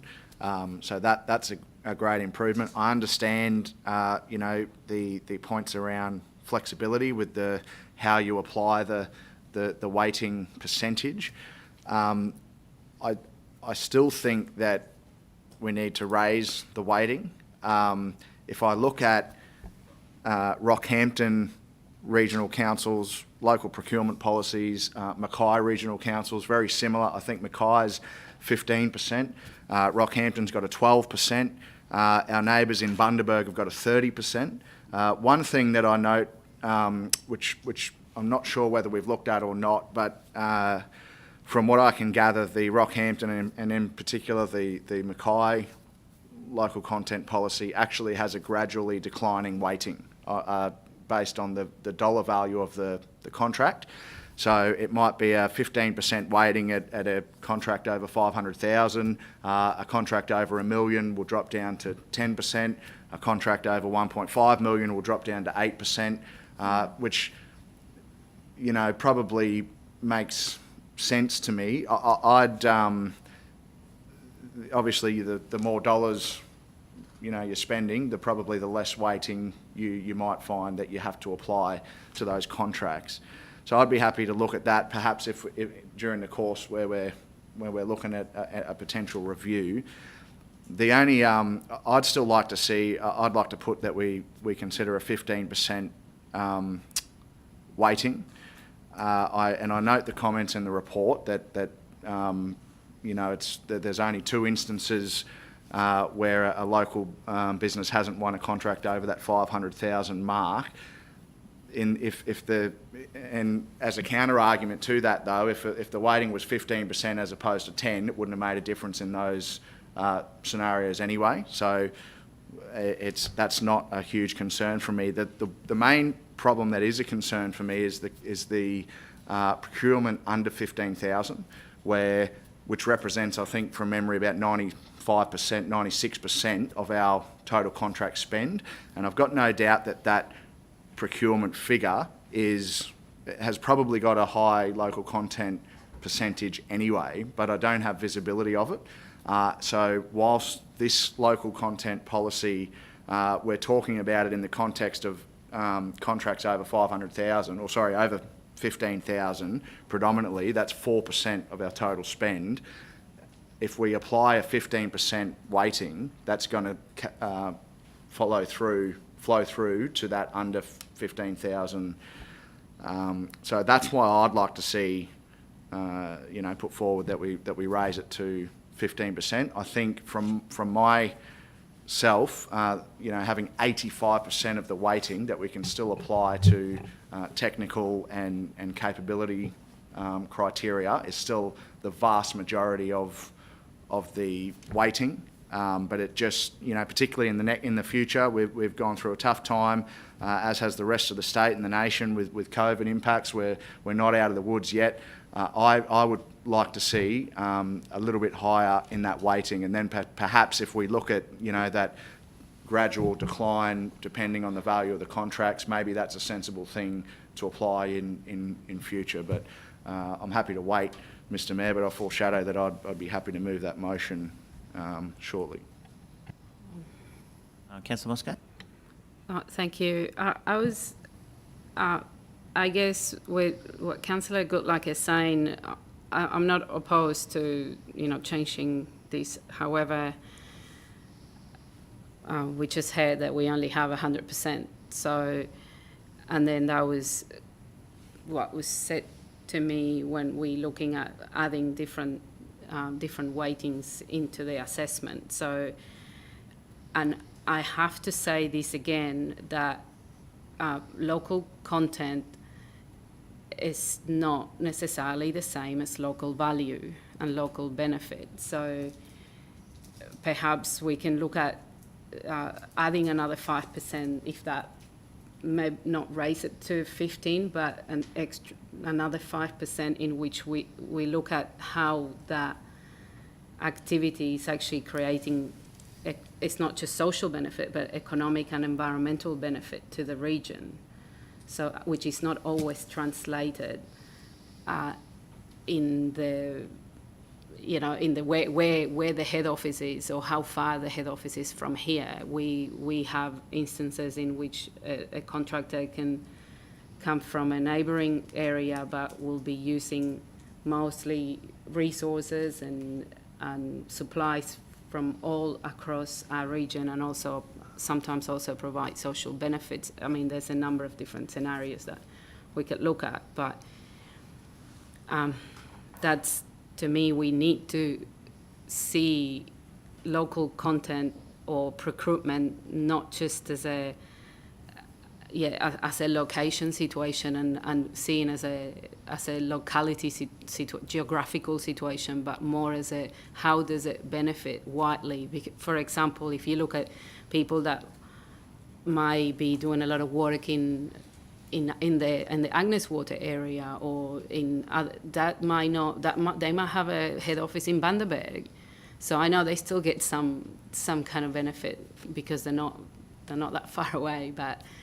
We need to look at the benefit that we receive from procurement, social, economic and environmental benefits, not just based on geography, but based on the actual assessment as to how that benefit's going to be translated in not just dollar signs. However, we got to remember that social and environmental impact translates into dollar signs at the end of the day. It's just probably not that clear, but a social benefit goes on and on and on, and multiplies in economic benefit down the line. So that's why I want to see this as a more holistic approach. And I know we just developed the local content situation, only just a few years ago. So I understand that we in that journey. So, but I'm quite passionate about looking at procurement in a more holistic way. Now, at the end of the day, our local businesses are great and they employ lots of people, but there's a lot more. There's others too that they actually give a lot back, and they have purpose, and that benefit multiplies a lot longer down the line, and that's what benefits the community, not just the immediate dollar signs that people just get buy more luxury items. Any other questions, councillors? Okay, Councillor Goodluck, did you have a motion with Councillor Muscat's amendment? Are you happy to include that? Yeah. Yeah. Did you have that? What was the Wording? amendment? Sorry, Councillor. Sorry, I wrote to accept the officer's recommendation and commence a review to be concluded by July 30th, 2021. On how to better support the policy statement point G that reads, support the establishment of a diverse supply chain. Well. Sorry. Yeah, if you want, I thought it was a lot shorter than that, but. I'm just repeating what point G says. Oh, okay. I don't have to repeat it. Okay, no, we got point G. I just need your motion then, so, because Lisa will put it up on the screen for councillors to read and for the people watching on live stream. That commence a review to be concluded by July 30th, 2021 on how to better support policy statement point G.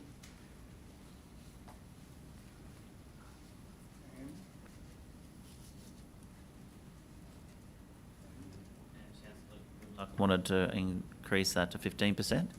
So do you want me to deal with one at a time, or can we put them together? Are you happy? Sorry? I would suggest, Mr Mayor, the recommendations are there to repeal and to adopt. I would suggest you would adopt with an amendment of whatever you wanted that to be, would be my suggestion.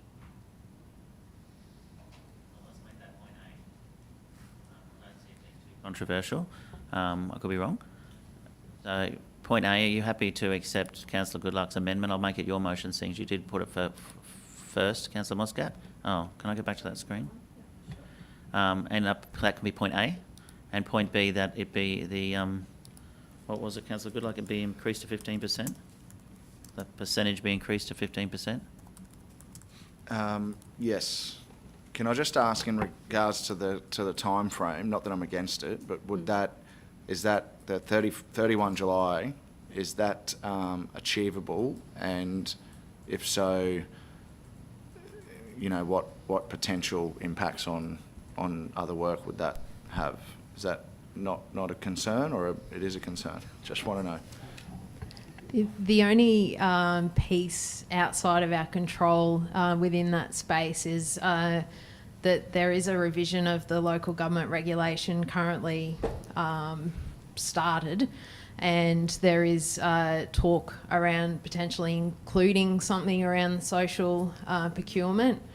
So I don't know what the timings of that revision to the legislation is, but that may guide us on what we do and whether we're better off holding off until that legislation has been formally changed. I'm happy to change the date. That was just a date that just as in, half the year, just after the financial year, really. But I'd be happy if you're happy to just remove the time frame, and we'll obviously follow it closely. Yeah, no, that's not a problem. I was under the impression that officers kind of want to have some kind of guidance as to when to finish it. That's all. With I agree with both councillors on this one. However, I think history shows that a time frame is important. Yep. So it doesn't have to be July. How about by the end of 2021? At least you won't be 5 years waiting for it. But yeah. October 30th. October 30, 2021. That gives you a bit more time? Well, give us an idea anyway. Otherwise, it can get lost in... And, I mean, I'm not even sure whether when it gets here, whether I'm going to support it, but I want to see what you were suggesting.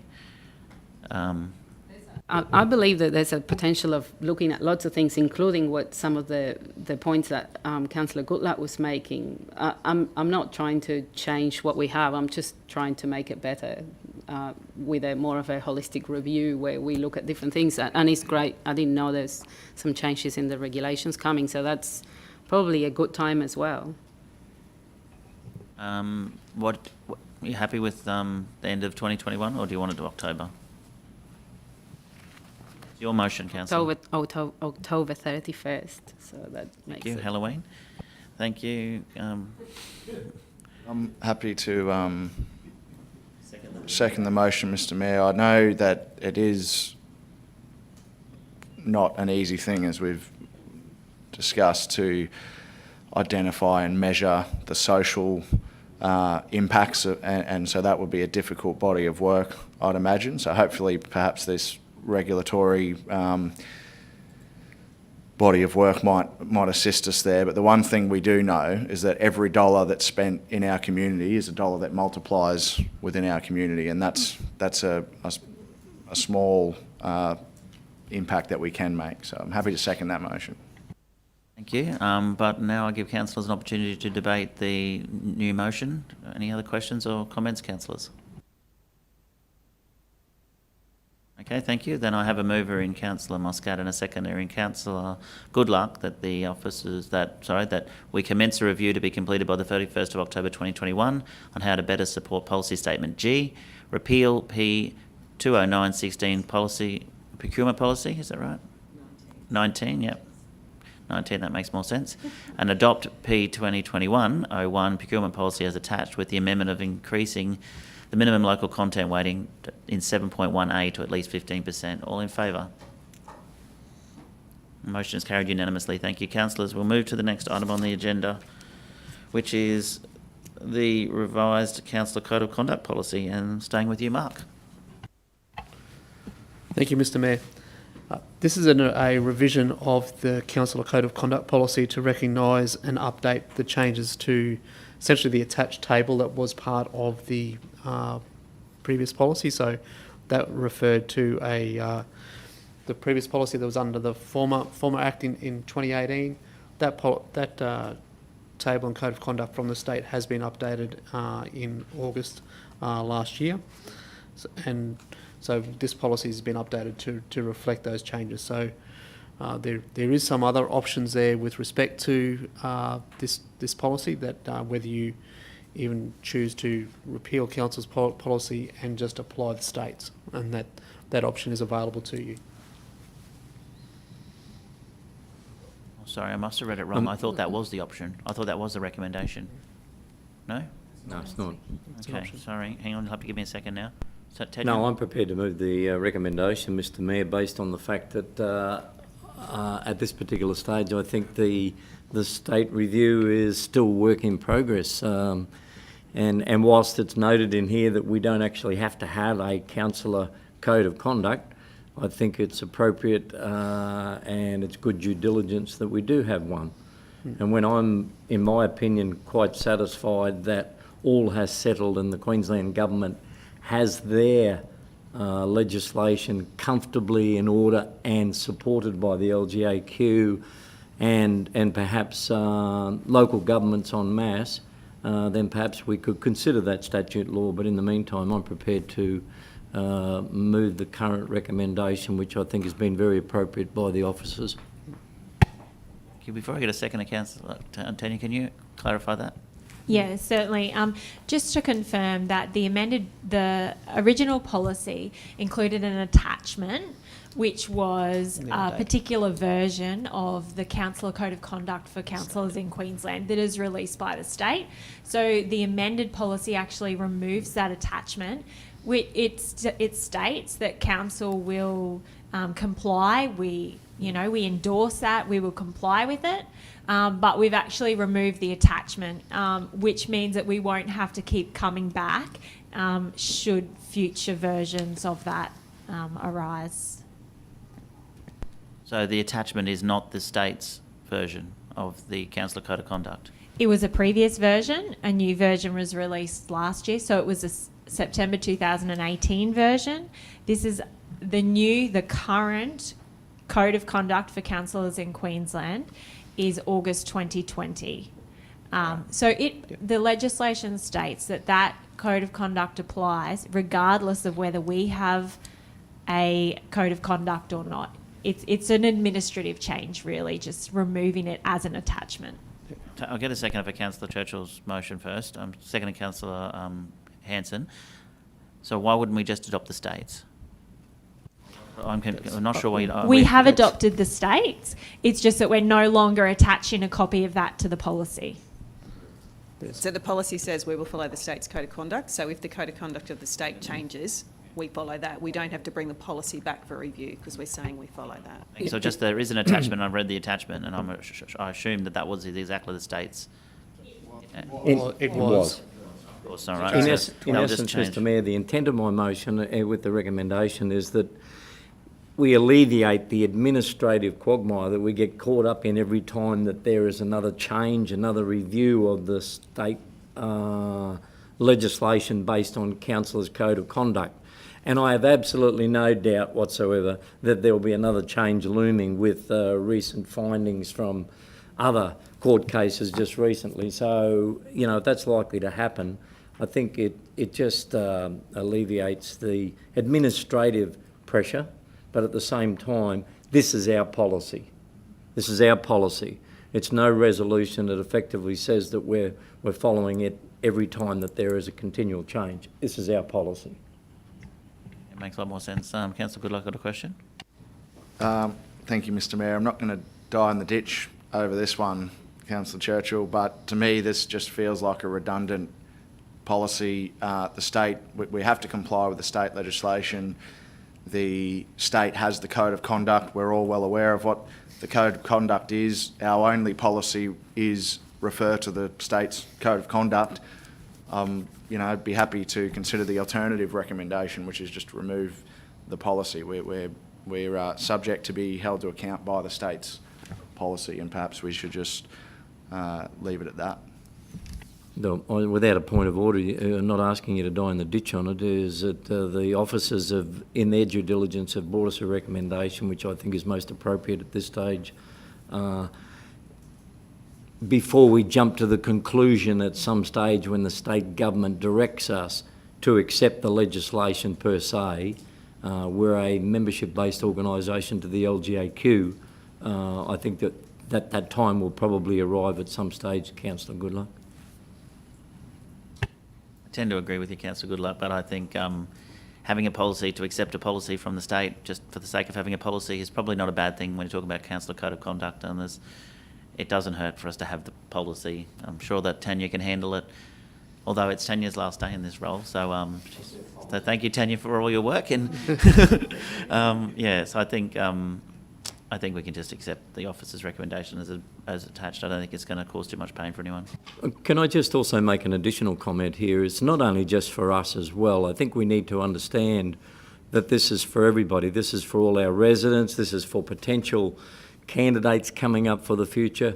What is our policy? Because otherwise it'll be another endeavour that you've got to go off and search state legislation, and we know what that can be like sometimes. So it's our policy. Is there any further questions or comments, councillors?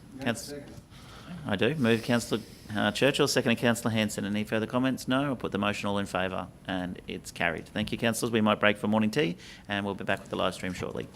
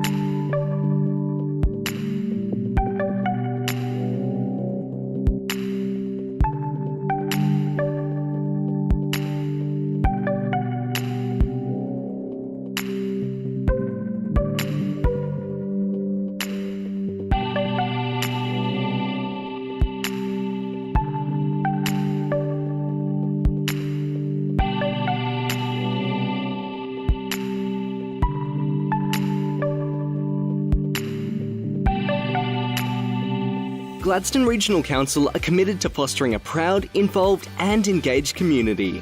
The Gladstone Regional Council Community Investment Program provides financial support to local community initiatives, projects and events which promote community connections, regional enhancements, community celebrations and community education. For more information on the Community Investment Program, visit gladstone.qld.gov.au.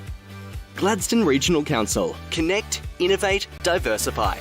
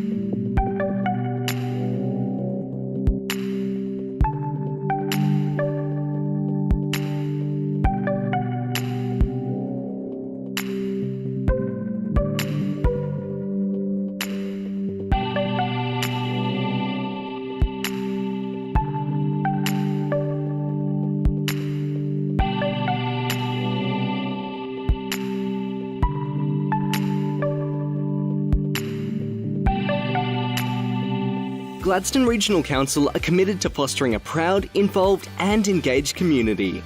The Gladstone Regional Council Community Investment Program provides financial support to local community initiatives, projects and events which promote community connections, regional enhancements, community celebrations and community education.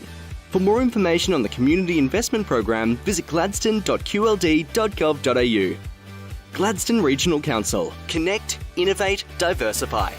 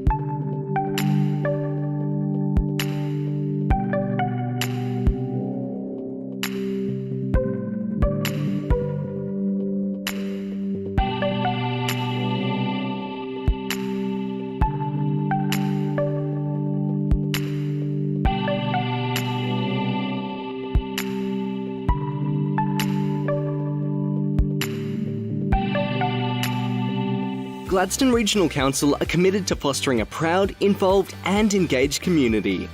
The Gladstone Regional Council Community Investment Program provides financial support to local community initiatives, projects and events which promote community connections, regional enhancements, community celebrations and community education. For more information on the Community Investment Program, visit gladstone.qld.gov.au. Gladstone Regional Council. Connect, innovate, diversify.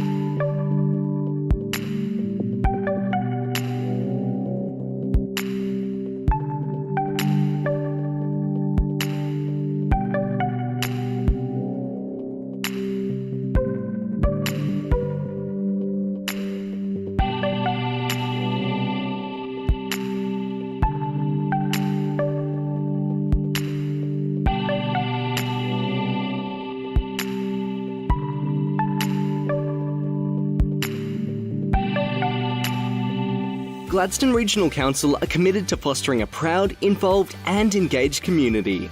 The Gladstone Regional Council Community Investment Program provides financial support to local community initiatives, projects and events which promote community connections, regional enhancements, community celebrations and community education. For more information on the Community Investment Program, visit gladstone.qld.gov.au. Gladstone Regional Council. Connect, innovate, diversify.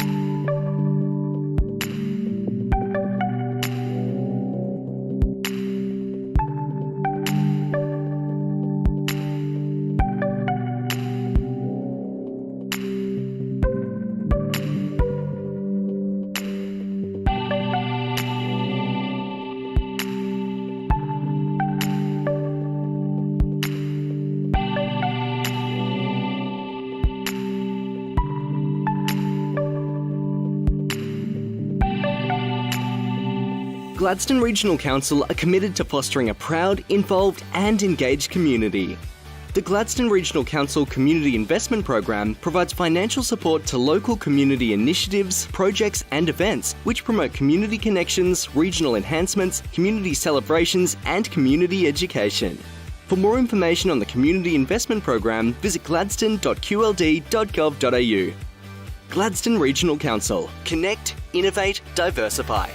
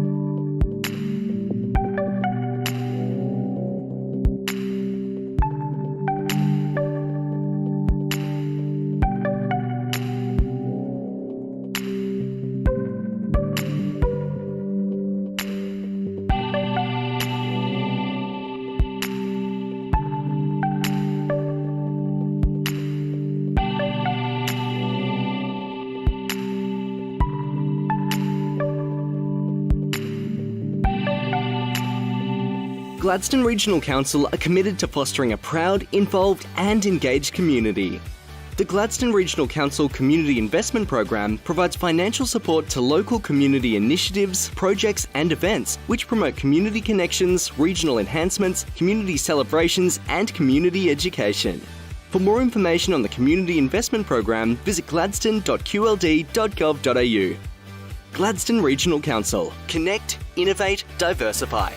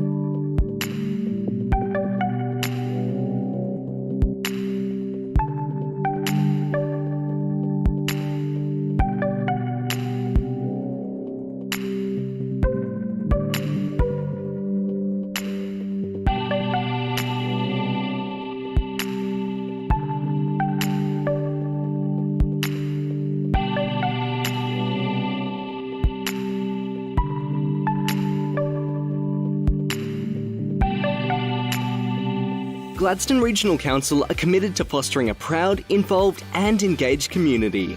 The Gladstone Regional Council Community Investment Program provides financial support to local community initiatives, projects and events which promote community connections, regional enhancements, community celebrations and community education. For more information on the Community Investment Program, visit gladstone.qld.gov.au. Gladstone Regional Council. Connect, innovate, diversify.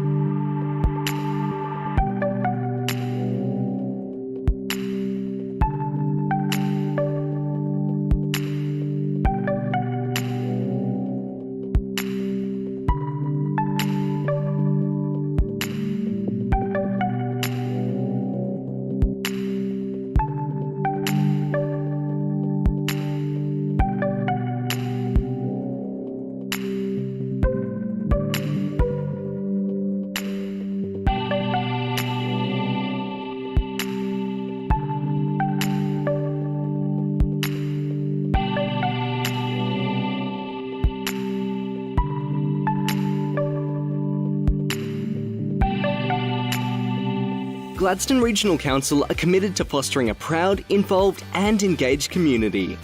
The Gladstone Regional Council Community Investment Program provides financial support to local community initiatives, projects and events which promote community connections, regional enhancements, community celebrations and community education.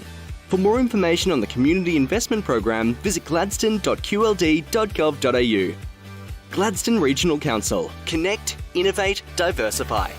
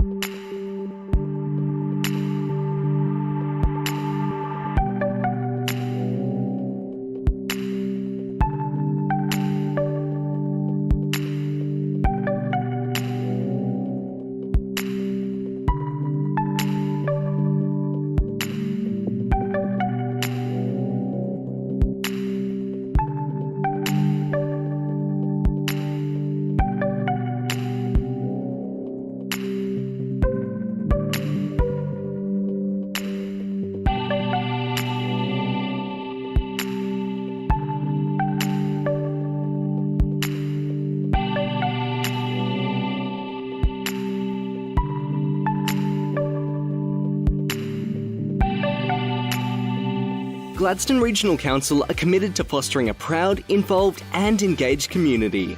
The Gladstone Regional Council Community Investment Program provides financial support to local community initiatives, projects and events which promote community connections, regional enhancements, community celebrations and community education. For more information on the Community Investment Program, visit gladstone.qld.gov.au. Gladstone Regional Council. Connect, innovate, diversify.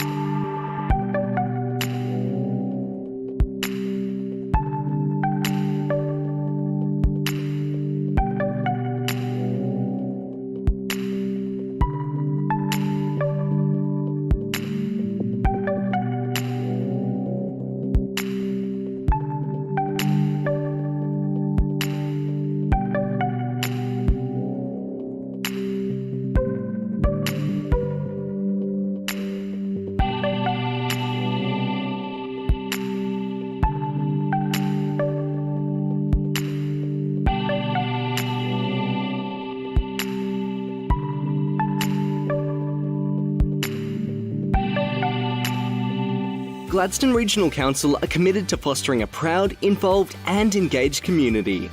The Gladstone Regional Council Community Investment Program provides financial support to local community initiatives, projects and events which promote community connections, regional enhancements, community celebrations and community education. For more information on the Community Investment Program, visit gladstone.qld.gov.au.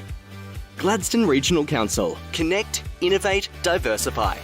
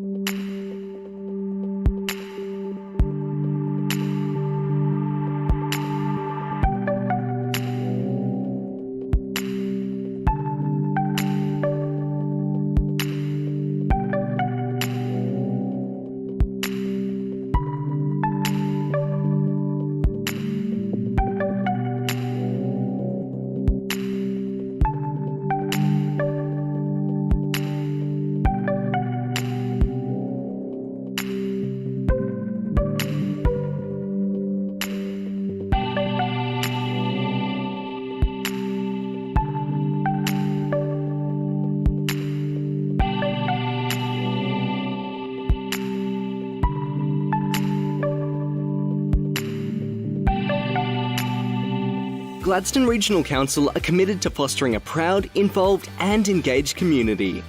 The Gladstone Regional Council Community Investment Program provides financial support to local community initiatives, projects and events which promote community connections, regional enhancements, community celebrations and community education.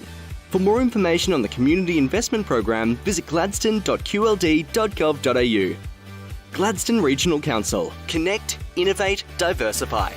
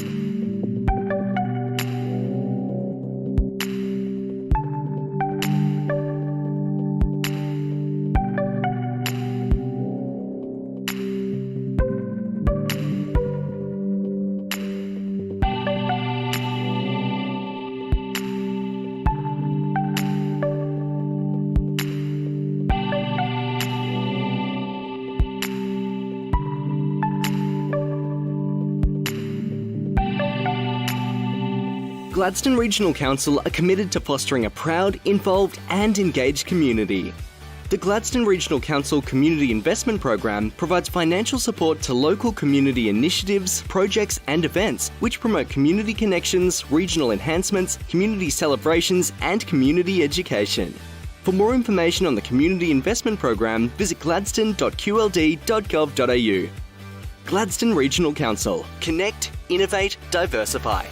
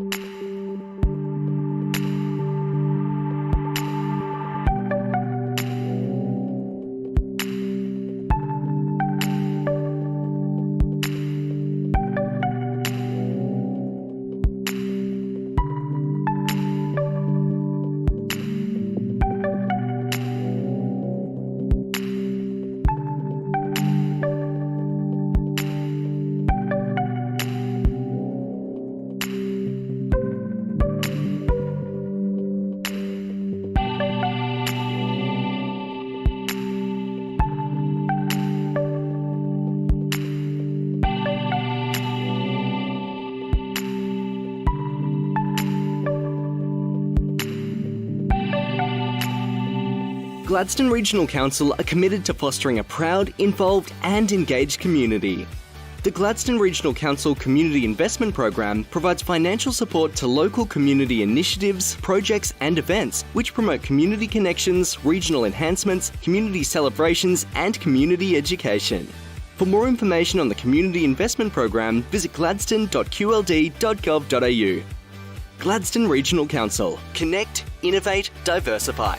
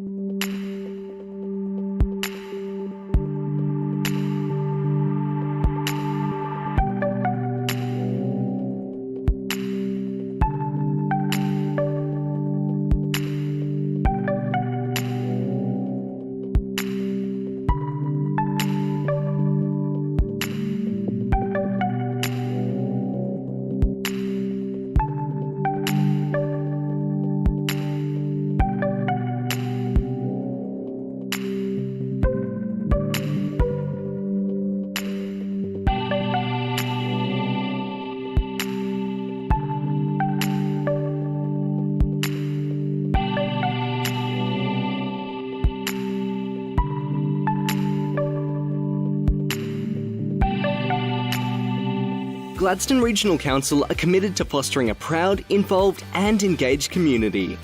The Gladstone Regional Council Community Investment Program provides financial support to local community initiatives, projects and events which promote community connections, regional enhancements, community celebrations and community education.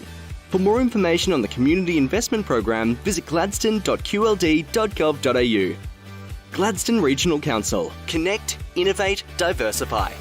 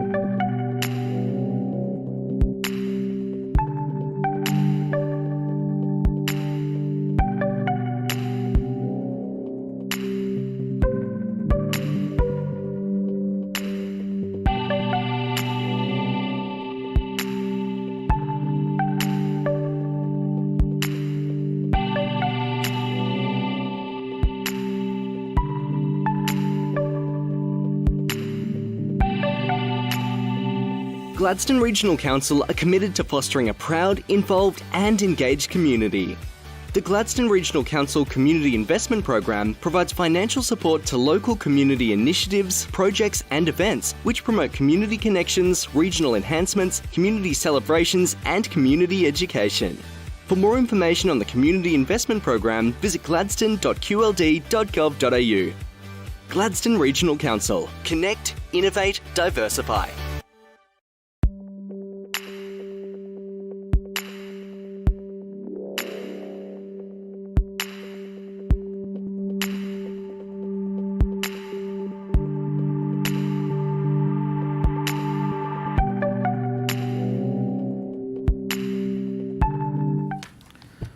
Well, thank you, councillors, and welcome back to those watching on the live stream. We'll move to the next item on the agenda, which is G4.4, which is the monthly financial report for the period ending the 31st of December 2020. And I hand to you, Mark Holmes. Morning, Mr Mayor. This is the monthly financial report through to the end of December 2020.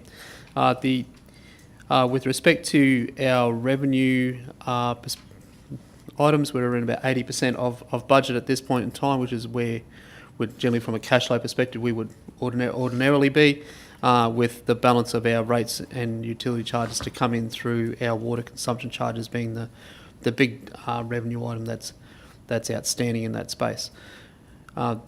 With respect to our employee costs and our expenditure is actually just over the 50%. It's at 50.7% as at the end of December. But our employee benefits are tracking a little bit higher than that. They're in about 53%. And we are working, as we flagged previously, through our 6-month budget review, looking at how we can rein some of those forecasts and expenditure items back in. But certainly tracking over at this point, and that's predominantly due, as previously flagged, due to the lower vacancy rate that we're experiencing. And with respect to our capital spend, we're sitting in and around 26 million, with a forecast there of just under 68 million being the where if things were tracking as we would like it to be, in and around 68 million. So our budget is 64.8, so we are still tracking ahead of budget at this point in time. One of the items I would like to highlight is our outstanding rates. So pleased to report that our collectibles as at the end of December was in around 9.83%. So that is the lowest level we've seen since 2017. And coincides with the commencements of our debt recovery process. So just that mere activity of having those conversations with the ratepayers in that space has certainly seen an increase in recoverables and an increase in the number of people that are entering into payment arrangements. So really pleasing to see that's occurring. So they're the highlights with respect to the monthly financial report, and happy to take your councillor questions. Questions, councillors? Councillor Hanson. Just a brief one through the Mayor. I noticed in the ARIC report it said that we're currently running at a 4-point-something% vacancy rate. Employment. 4.5, yep. 4.5, and we budgeted 7.5 or something. Yes. How does that affect? How much does that affect the budget? Well, per. Well, at the moment, that is almost the real reason we're going to look at about $4 million is the total impact. Yeah. If we were to realise that for the full year. Yeah, that's right. It's fairly substantial. Yeah. It is substantial. So what we are doing as part of our 6-month budget review is looking through. Is there, particularly from our materials and services spend, is there other items we can cut back and do it or change track on in terms of seeing how best we can fund that, and then we'll bring that 6-month budget review back to you, and we may well need to amend budget at that point. There's probably going to be a couple other triggers with respect to that as well, with respect to amendment of budget. And one of them could be a good news story with respect to our track of capital. If we continue where we are, we still need to make sure we've got a head of power to spend that money over and above what you adopted. Just a less turnover rate than was budgeted for. Yes. And obviously more people are staying with council than wanting to move into other positions. Yeah. I get Councillor Hanson's concern, but maybe next year's budget we won't do 7.5. That's right, and look, We'll have to go a little bit 7.5 lower. was a long-term trend, and had held us in good stead. The situation with the pandemic, I guess, certainly employees and a lot of, and I don't believe we will be the only organisation in the space. So people are looking at that certainty, and turnover is limited. 7.5 in previous years, for as long as I can remember. I don't know. There's been plenty of years where it's been like 9% and more. So, Well, you set budgets on trends, and you may have to adjust. Well, we will have to adjust this one, but it is a big slice of money that you look and figuratively money. Yeah, it's our between our in terms of our budget, in terms of the cash outlay from an OPEX perspective. It is makes up essentially half of materials and services and employee costs, literally 50-50.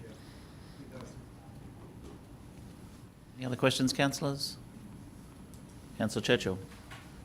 Yeah, thanks, Mayor Matt. Well, just a brief question is that this council has been extremely proactive in sourcing funding, various sources of funding, and I just wonder whether there might be an appropriate line item that we might be able to include in your monthly report that might just emphasise the success and/or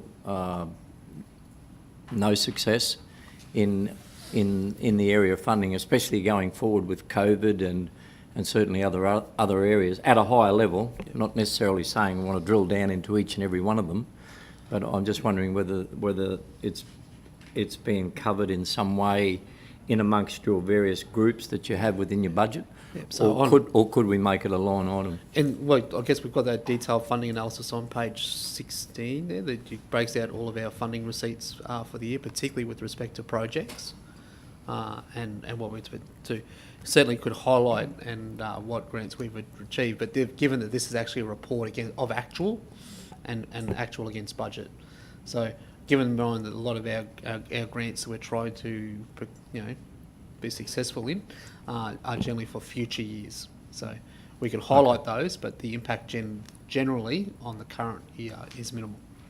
Okay then. I just highlight the point that this council has been proactive. Absolutely. We've been very positive and diligent, and our officers have been doing a marvellous job, and we have been successful.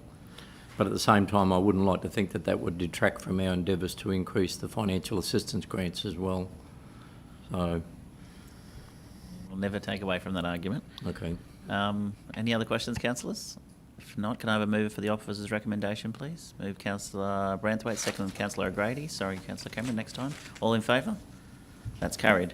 The next item on the agenda is G4.5, which is a tender, I think, Dawson Highway Batter Stabilisation. General Manager Operations, John Tumbers. Thanks, John.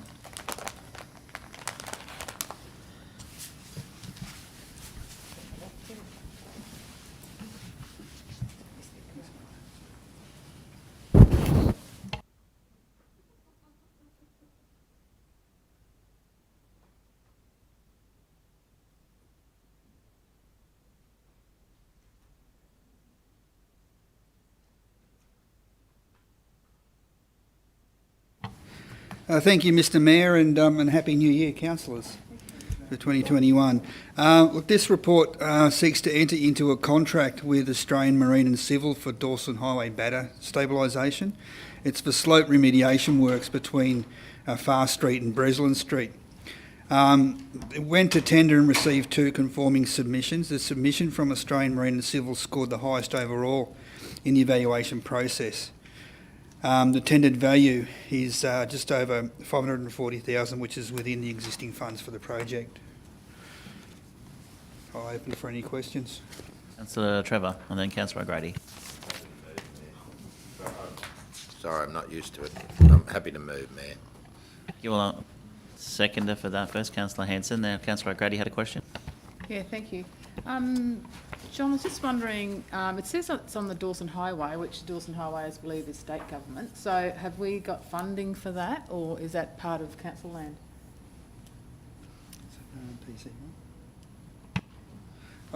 I suspect it's part of an RMPC contract with TMR, but I would need to find that out for sure and let you know.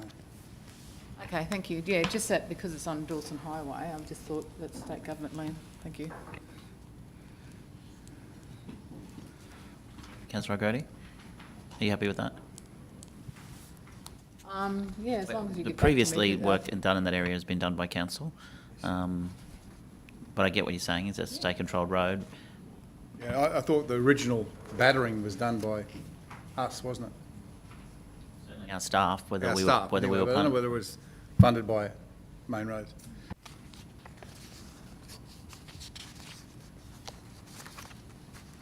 Probably still have that staff member working for us. You could ask. He's been here for a long time. Anyway, it's not to worry. I can find out pretty quickly. I just need to get on the phone. You can still approve the tender and find out, obviously, if there's RMPC funding available for that. Okay, any further questions, councillors? No? We have a mover, Councillor Trevor, seconded Councillor Hanson. All in favour? The motion is carried. Thank you. The next item on the agenda is 4.6, which is a tender for trade services, and Councillor Branthwaite has left the room. Thank you. Back to you, John. Thank you, Mr Mayor. If I may, if I could quickly talk around what the next 5 reports are. They're seeking into service provider agreements for various services via register of pre-qualified suppliers. The register of pre-qualified suppliers allows council officers to access service providers who've already agreed and accepted terms and conditions with GRC via a contract and pricing. It enables officers to procure services in a more efficient manner and comply with relevant purchasing rules and guidelines. The services, as we go through them, are typically supplementary to what GRC may already have as in-house resource, and or require specialised services that are not suitable for council to service.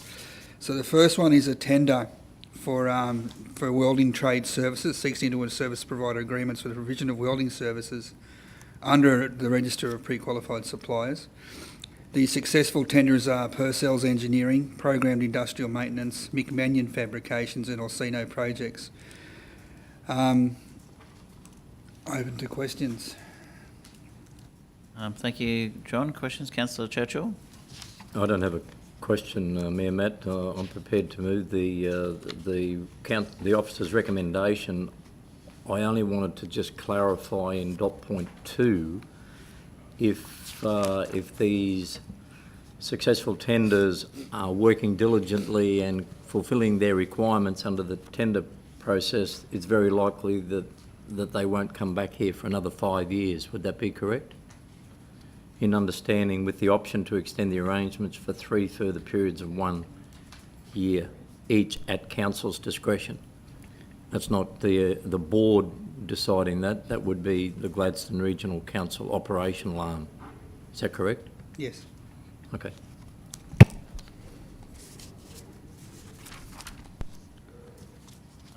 Sorry, so who will move that now? I've come back. I've moved Councillor Churchill, seconded Councillor Trevor. Did you have a question as well? No? Councillor Goodluck has a question.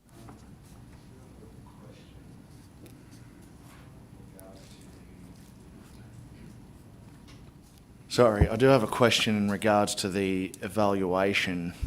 Do we have to go into confidential for that? Do we have to go into confidential to discuss the evaluation? Yep. Okay, I'll have a mover that we move into confidential, please. Thank you, Councillor Trevor, seconded Councillor Goodluck. All in favour? Motion's carried. We'll be back from the live stream shortly.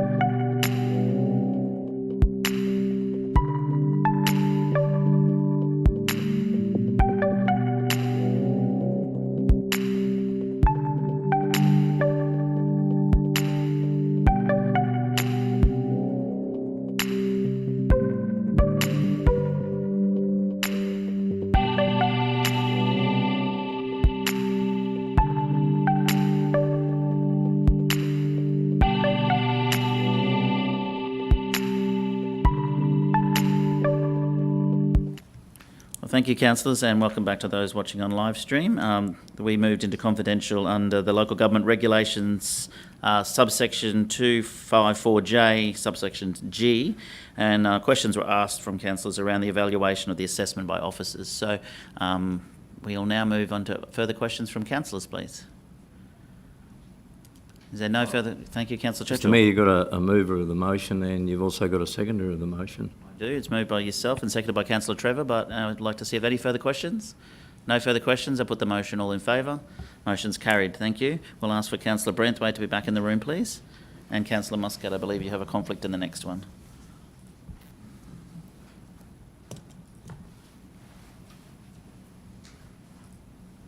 Thank you.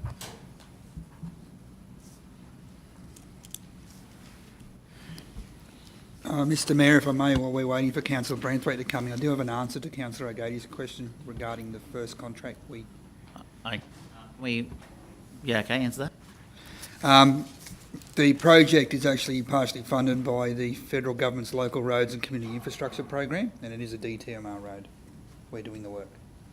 Thanks. There you go. There's funding there somewhere. Okay, the next item on the agenda is G4.7, which is the tender for trade services building. And I'll hand back to you, John. Thank you, Mr Mayor. This report seeks to enter into a service provider agreement for the provision of building services via a register of pre-qualified suppliers. These services include building, carpentry, general labour, plastering and painting. The successful tenderers are Built Right Proprietary Limited, Young's Building Contractors, Kurtz Plant Hire and Excavations, Programmed Industrial Maintenance, Priority Painters, Anderson's Carpets, Gladstone and Linked Constructions. Allows access to these providers typically to supplement the in-house labour and also provide specialist services to our buildings. Open for questions. Councillors, questions? Councillor O'Grady is happy to move. Seconder, please. Councillor Cameron, all in favour? That's carried. Thank you. I'll have Councillor Muscat back, please.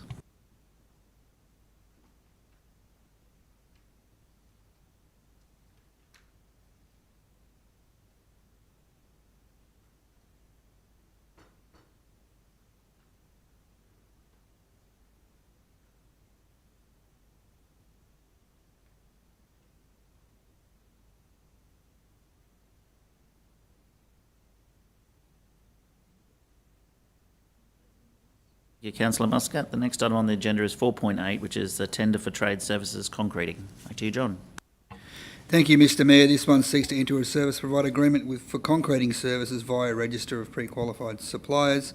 The services typically include driveways, footpaths, concrete grinding, curbing, installation of turf and backfill, and to investigate structural issues.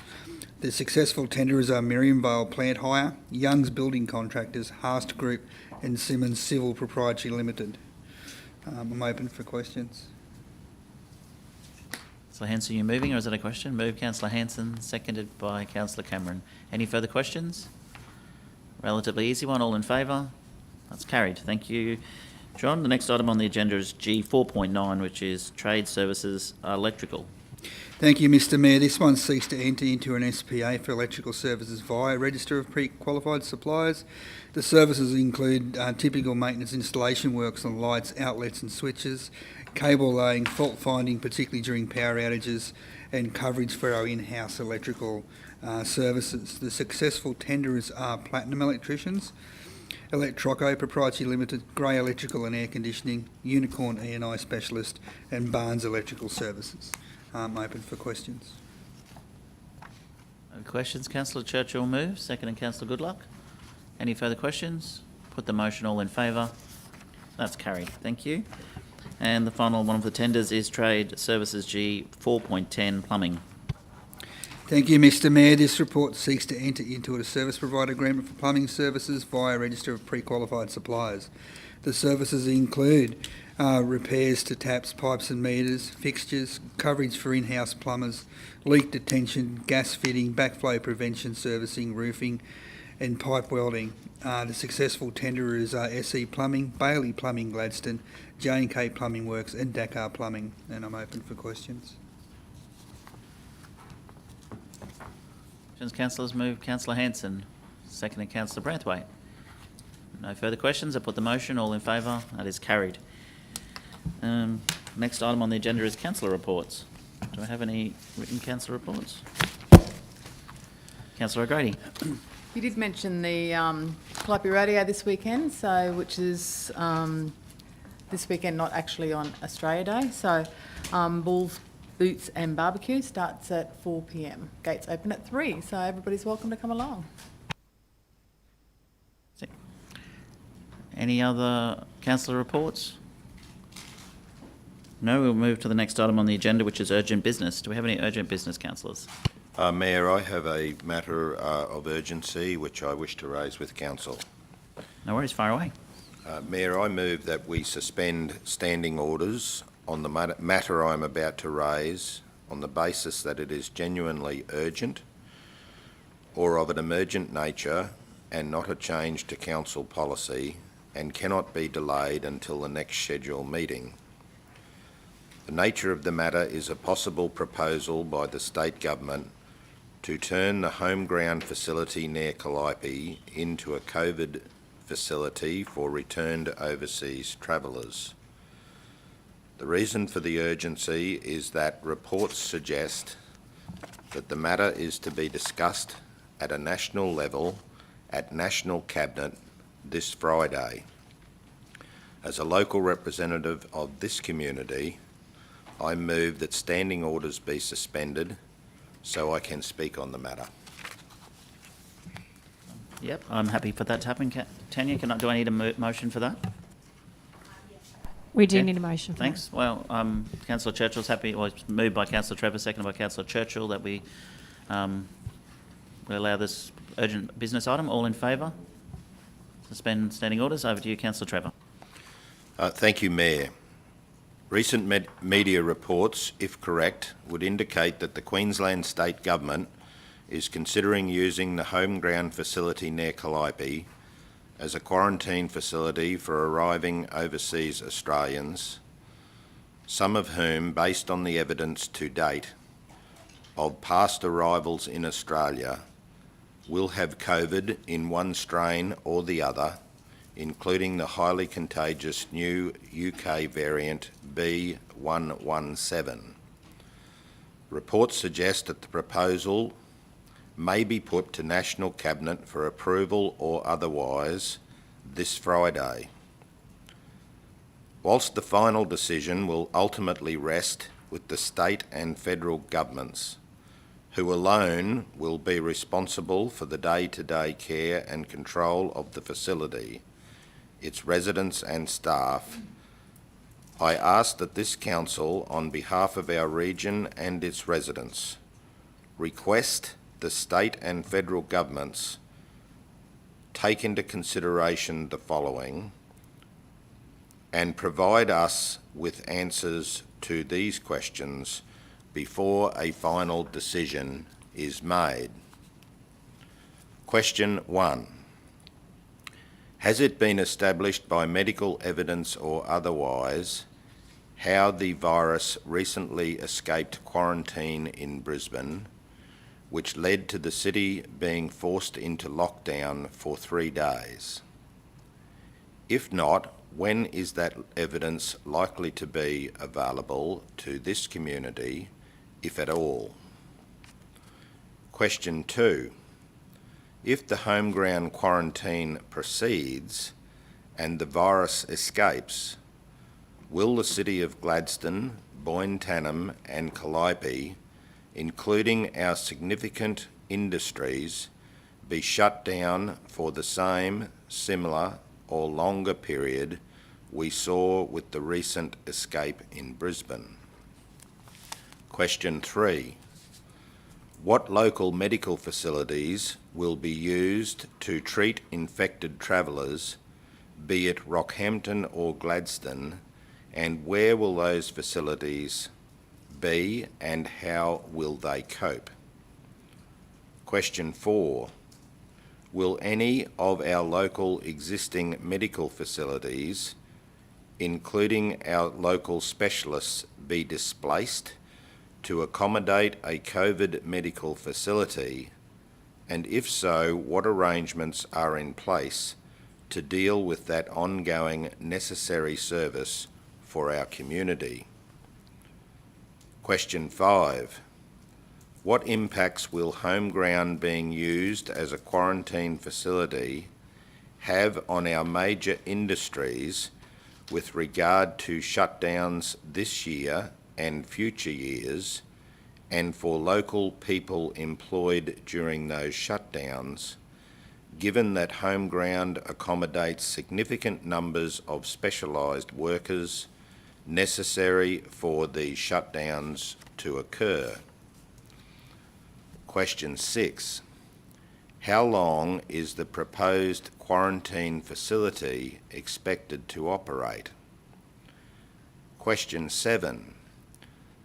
With the East Coast real estate market booming, what impact will the stigma of having a quarantine facility in close proximity to our city and in our region have on prices in our region, particularly after years of suffering by our local hard-working and retiree homeowners? Question 8. What impact will the facility have on our tourism industries in our region? Question 9. What advantages to the local economy and local people does home ground provide in transitioning to a fully operational proposed COVID facility? Question 10. Can the Queensland Government guarantee that COVID will not escape from the quarantine facility or the medical facility used to treat people with COVID? Mayor, we are a compassionate community. That has been displayed whether it be by fire, by flood, by cyclone, or by other natural disaster. In all of the years that I have lived in this community, I know for one fact, and that fact is that we have never left a soldier in the field. We have always been a community who has stood up when it's been necessary to help others. And we will probably do so again.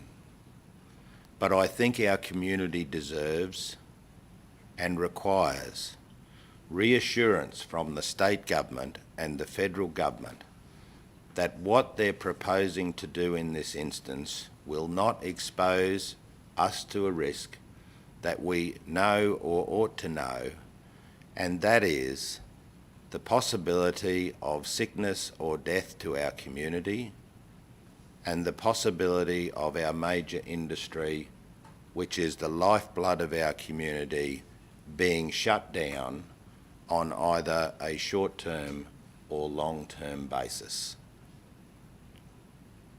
For those reasons, although they are not alone, I move that these matters be urgently brought to the attention of both the Queensland and federal government, and that letters be immediately sent to the Prime Minister of Australia, the Honourable Scott Morrison, the Premier of Queensland, the Honourable Anastasia Palaszczuk, our local Minister Glenn Butcher, and our local federal member Mr Ken O'Dowd, requesting in a dignified way advice on such matters. Thank you, Councillor Trevor. I'll look for a seconder for that motion for those 10 questions to be written as part of the letter. Councillor Branthwaite. Thank you. Seconding. Lisa, did you have a comment? Oh, the questions were really long. The motion that. And we might get just the wording of the motion, but those questions, how you ask them, will be in the letters if it's adopted by council. Should it be right to? I can write to the Mayor, write to the Premier, Prime Minister, State and Federal Member, highlighting the questions identified by Councillor Trevor. Is that? Councillor Trevor, can I suggest that you formally table those questions if you have them available to do so? I'm happy to formally table those questions. I'm not entirely convinced that you'll be able to understand my writing, although I stand ready, willing and able to assist in the deciphering of my material.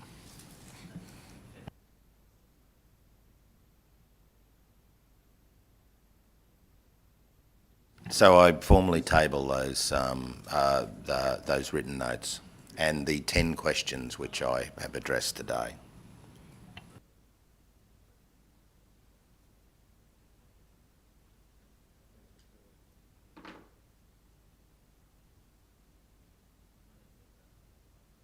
Councillor Trevor, you happy with that?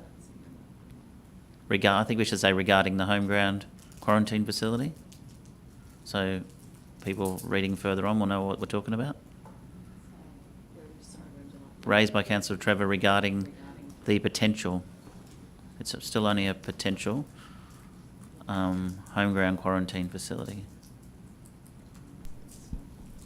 We can insert those 10 questions into the resolution when we complete the minutes. Yeah. Thank you, Tanya. Now, Councillor Churchill had a question. Well, just through you, Mayor Matt, to ask Councillor Trevor if he would allow me to make a brief comment and perhaps add one other pertinent point to it. Would you allow me to do so, Councillor Trevor? Absolutely, Councillor Churchill, and if any other councillors wish to add questions, they are more than welcome to do so. Just like to make a brief comment and I think we need to articulate, as Councillor Trevor's articulated these questions rightfully, that we also appreciate and acknowledge the incredible challenges that Queensland Health and the Queensland Government is proactively dealing with this ongoing COVID pandemic. I think it's important that we appreciate and acknowledge that.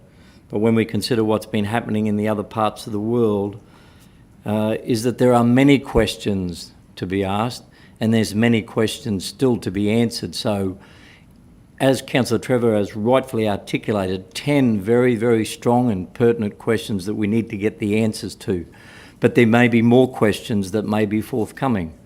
And I made my point quite clear previously, is that if the decision is going to be made by National Cabinet, if, or more so when that decision will be made, that I believe that there is an obligation to provide us and our community and our region within the Queensland local government principles of number 3, that they should demonstrate community inclusivity and involvement in the decision-making process, which is number 3 of the Queensland local government principles, because I believe that the question that then needs to be posed is provide us with the quarantine management operations plan, first and foremost, and then over and above that, what overall risk assessments, and perhaps Mayor Matt could talk about this, what overall risk assessment will be done,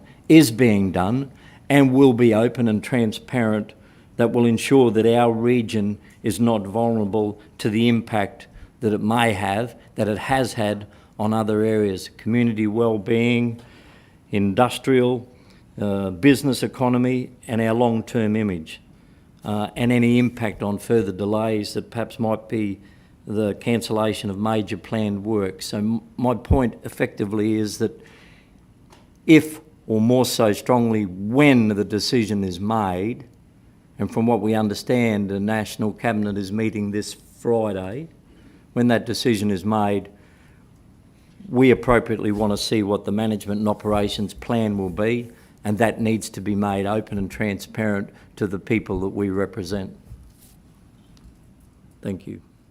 Thank you, Councillor Churchill. In regards to risk assessment, it's very hard for us to do a risk assessment on something that's still only a potential option at the moment that the state and federal government are considering, and obviously we don't know what the state have put to the feds, but as councillors would be aware, I did write to our CEO, our general management team and our local disaster management group requesting that we prepare a basic risk assessment on the community and economic impacts of the home ground quarantine facility. Now, that's going to be, as I said, very difficult for our staff to do. Input from councillors would be welcome. That's just to sort of foreshadow that this may very well be approved by National Cabinet. And then these questions that have been put forward by Councillor Trevor, I'll make sure that they are presented to the Premier and Prime Minister before National Cabinet on Friday. But I wanted our team to sort of be on the front foot so that we were prepared, not knowing if the state and feds decide to use Rockhampton as the airport, what impact that has on Rockhampton's airport is for them. If they use the Gladstone airport, what impact would that have on Gladstone airport? But I also wanted them to look at the positives and the negatives. So I don't just want us to, as Councillor Trevor said, we've got to have some compassion here. And if we're going to be told that we're going to be using a facility, then we need to look at all the options, not just the negatives, but the positives as well. And I'll throw to Councillor Muscat for questions. Thank you, Mr. Mayor. I don't actually have a question, but I just wanted to say a few words about this.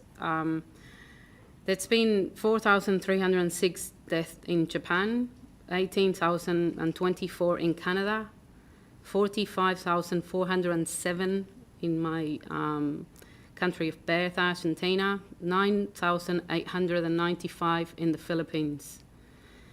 We in Australia so far, and as of today, as of yesterday, we had 909 people dying because of this virus. Currently in our hospitals around the country, we have 34 people hospitalised and only 2 in intensive care units. Obviously, this is very different to the numbers that I just said at the beginning. So, and I can only just, I guess, note the extremely successful result that leaders in both sides of politics and within the state and federal governments, the decisions that they have taken on our behalf to keep our country and our families as safe as possible.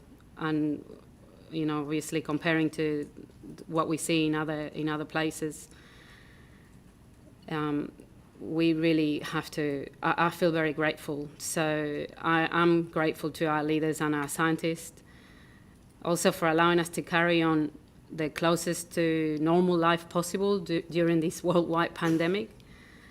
And to also put it in perspective, we've seen more than 2 million people dying because of COVID since the beginning of the pandemic.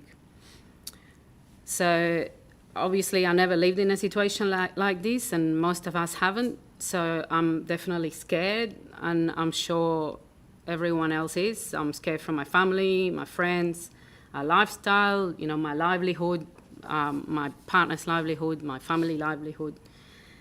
When I'm scared, I find that information and factual knowledge helps me understand.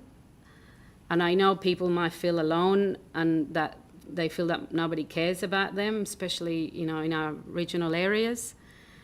But when I feel like that, I remind myself how much devastation has been endured by other countries and other areas in the world, and I actually feel that makes me somehow feel a bit more safe and secure that I live in a country where most people care about one another. And but yes, again, I'm scared, but I'm actually not just scared of the virus, and I'm scared of the comments that I have recently been reading on social media and here in other areas, in other places, talking about other human beings and other Australians as undesirables or unwanted. I feel scared that when I read things like that, things like I don't want them here or send them somewhere else, and other comments that have language that I'd rather not repeat here, I feel really, really sad when it comes to understanding, how is that we see, our neighbours and our fellow citizens in that way. So I do stand with everyone here in agreement that we need to find as much information as possible to ensure that our community, not just our community, but our country and our state and everyone remains as safe as possible for everyone's benefit, So I know, like I don't speak as well as my colleague Chris Trevor. I thank him for the work that he's putting all those questions. I agree with a lot of them. Thank you for the work that you put into that. I support that, and I don't have all the answers, but there's one thing I just want to put out there, that hatred doesn't really take our fears away. What it does is actually destroy our humanity, and that is far worse than any pandemic that we can ever experience. So I just want to put that out there, because I trust our leaders because of the work that they have done so far. And I hope that, and I know and I hope that they will continue to do that. Thank you. Thank you, Councillor Muscat. I've got Councillor O'Grady, then Councillor Goodluck would like to comment. Thank you, Mr Mayor. Councillor Trevor, would you consider adding to that and putting to be discussed at National Cabinet this Friday, the 22nd of January 2021? Absolutely, Councillor O'Grady. So it doesn't clarify on there that it needs to go to National Cabinet? The wording might need to be prior to National Cabinet. I can write to them prior to National Cabinet on Friday. We can't tell the Prime Minister or the Premier what they will discuss at National Cabinet, but we can say prior to National Cabinet. That should answer your question. Councillor. Thank you, Mr Mayor. Very pertinent issue for our community. I note that we have had 2 million deaths globally from the coronavirus. The first million people who lost their lives was up to about September. It took about 8 months, and it only took about 4 months, half the time, for the second, for the further 1 million people to lose their lives. And we're not yet sure what the results will be in the next 2 months, whether that will continue to effectively double. So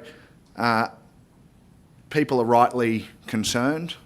If you look around the rest of the world, it's certainly, the trend is not the same as it is here in Queensland. It's still ravaging countries across the globe. We've been very blessed and fortunate in Queensland, some down to luck, and also a large part down to the way our community and our governments and our leaders have handled this.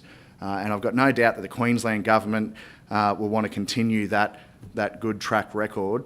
But I'm happy to support Councillor Trevor's motion, because I think the questions that have been raised here are reflective of the concerns that are out there in our community. I know they're concerns that we share around this table as community leaders, and yeah, I'm happy to support that and see where we go to from there.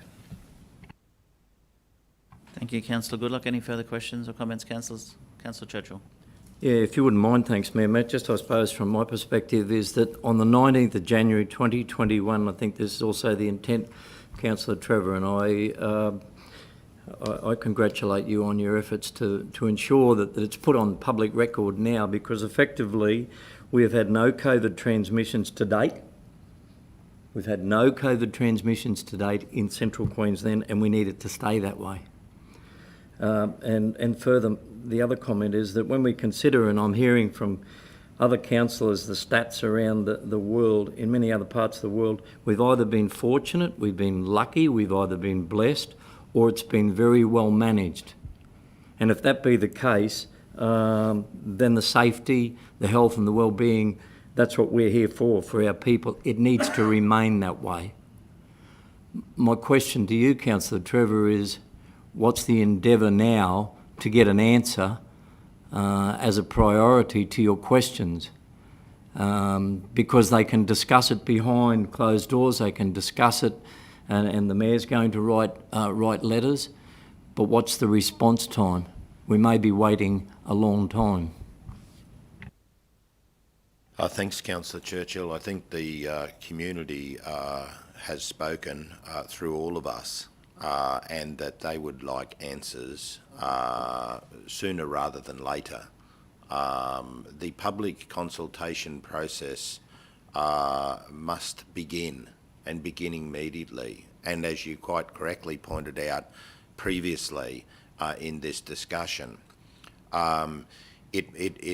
there is no room for ignoring a community that you want that community to embrace a proposal that they're proposing.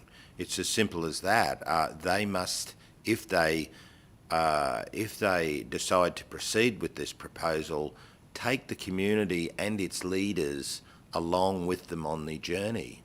For our community, this is a massive undertaking,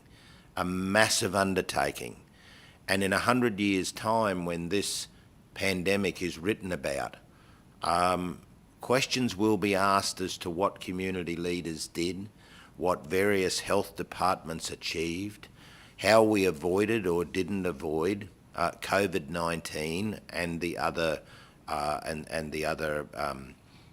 strains of virus. I don't think any of our community want to be on the wrong side of history. I don't think any of our community want to be seen as resisting the need to embrace and protect our returned overseas people. I don't think any of us would wish harm upon those who are stranded overseas and are desperately wanting to come home. But at the same time, this is a life and death issue. There's nothing in between other than sickness. And all of us, I suspect, have vulnerable people in our own families. There is a heightened sense of insecurity and, as Councillor Muscat has quite rightly pointed out, fear. And a lot of it is driven by ignorance, but a lot of it is also driven by concern for the protection of life. And at the end of the day, if we are, as a community, to be taken along this journey, if that is the intention of the state government, whilst it will be never our decision to resist, oppose or support it, it is ultimately a decision of the state government and the federal government, and those two governments combined alone, without our intervention whatsoever, but as community representatives, community people's voices should be heard through us. And I think we are the spokespeople for our community. It is incumbent upon us to echo their sentiments, concerns, support or otherwise for this proposal. The community's reaction to it has been overwhelmingly mixed. The community's reaction to it, as I say, has been one of fear, because this virus includes death. And if it gets out in the community outside this facility, then it won't be our problem. But if it escapes from this community, this facility, and it's in no other place in our community outside of this region, then it will be our problem. I think it's imperative that we as community representatives take our constituents' concerns forward, because in 100 years' time, as I say, when this pandemic is written about, we don't want to be on the wrong side of history. We want to be on the right side of history. We want Australia and the rest of the world to understand that we are compassionate people. My entire life has been spent watching this community show compassion towards fellow human beings. At the end of the day, we feel that compassion for our overseas Australians who want to return home, but our community is saying that we want the necessary safeguards in place so that our community is fully protected from what is obviously a life and death situation. Thank you. Councillor Trevor, I have one question before I put the motion, which is already moved and seconded. I know we just read those 10 questions out. You might know them off the top of your head. Does one of those questions ask what support will be provided to Council if National Cabinet make the decision to proceed? No, but it's a very pertinent question, Mayor. With Council's support and the second, I might add that as a question 11, that if National Cabinet, and I'll table that, Tanya, if National Cabinet decides or the Queensland Government decide to proceed with a homegrown quarantine facility, what support will be provided to the Gladstone region full stop there, what support will be provided? Sorry to interrupt, Mayor Matt. Just going back to my question was that when the decision is made, and perhaps we could join this together, when that decision is made, I'm asking if they can provide us, they, whoever they be, federal and Queensland Government, that we want their quarantine management and operations plan. And I've got absolutely no doubt when we see those, when we're able to hopefully see those management and operations plans, then in those plans, I would imagine, and I won't speculate, but I would imagine that question that you're asking, not to detract from the importance of it, should be in that. Should be in a plan. With the support of councillors again, we might make yours point 11, what their management and operational plan, what's included in their operational management plans if they proceed. So we don't actually want to ask what's in it, we want it. We want a copy of their plans. That would be nice. It's being presented to National Cabinet on Friday and we haven't seen it. And then point 12 would be if National Cabinet / Queensland Government decides to proceed with the homegrown quarantine facility, what support will be provided to the Gladstone region, full stop. So we might need to amend that to say raised by councillors. Thank you, Lisa, foreshadowed. Yep. So there's 12 questions now going to the state and feds. Any further questions, I'm sure, as this proceeds? And at the end of the day, they may decide not to proceed and these questions will be unnecessary, but it's better to be on the front foot. I think I'll just wrap up by saying, if not that the Prime Minister's taking the opportunity to watch our live stream, but this highlights the need for a seat at National Cabinet for local government. When we had COAG, the Councils of Australian Government, you had a seat at the table by the President of the Australian Local Government Association, who at the moment is Linda Scott from the City of Sydney. Now, Linda Scott, who I work very well with as the Vice President of ELGA, would be able to put forward the cases for and against how local government can support and how local communities can support National Cabinet during this crisis and during this pandemic. But we don't have a seat at the table, and they're meeting on Friday to discuss an issue that's going to affect local communities, and yet there's no local representative at the table. So, Mr Prime Minister, if you're listening, a seat at National Cabinet for the President of ELGA has never been more important, and that's been highlighted here today. I have a mover in the motion in Councillor Trevor and a seconded by Councillor Branthwaite with those two amendments, and I'll put the motion. All in favour? Those carried unanimously. Thank you, councillors. Is there any further urgent business? There's no further urgent business and there's no notices of motion. There's no confidential items. I'll declare the meeting closed at 12:18 p.m. Thank you, councillors. Thank you for your attendance.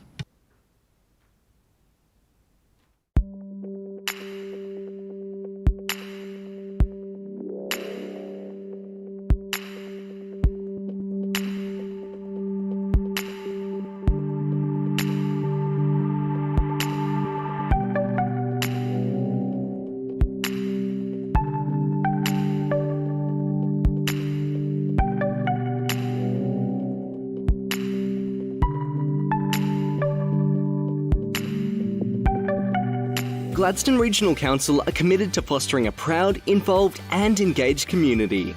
The Gladstone Regional Council Community Investment Program provides financial support to local community initiatives, projects and events which promote community connections, regional enhancements, community celebrations and community education. For more information on the Community Investment Program, visit gladstone.qld.gov.au. Gladstone Regional Council. Connect, innovate, diversify.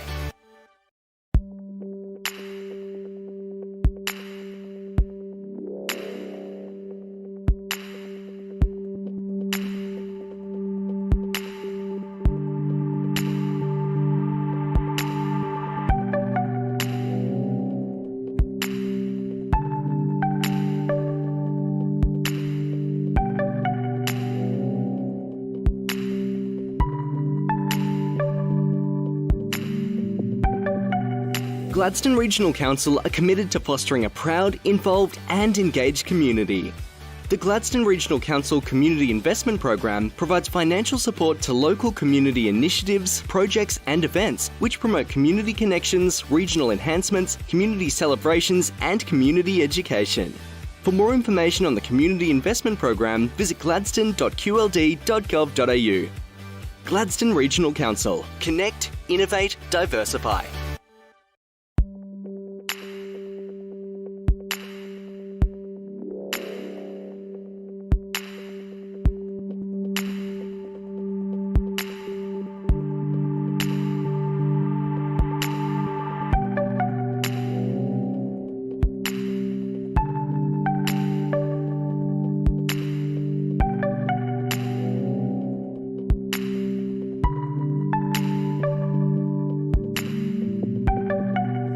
Gladstone Regional Council are committed to fostering a proud, involved and engaged community. The Gladstone Regional Council Community Investment Program provides financial support to local community initiatives, projects and events which promote community connections, regional enhancements, community celebrations and community education. For more information on the Community Investment Program, visit gladstone.qld.gov.au. Gladstone Regional Council. Connect, innovate, diversify.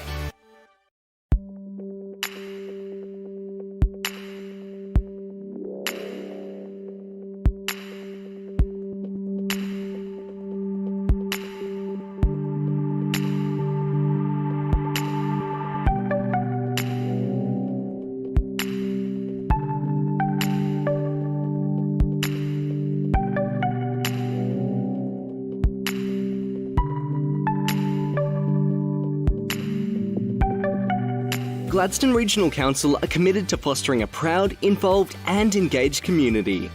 The Gladstone Regional Council Community Investment Program provides financial support to local community initiatives, projects and events which promote community connections, regional enhancements, community celebrations and community education. For more information on the Community Investment Program, visit gladstone.qld.gov.au. Gladstone Regional Council. Connect, innovate, diversify.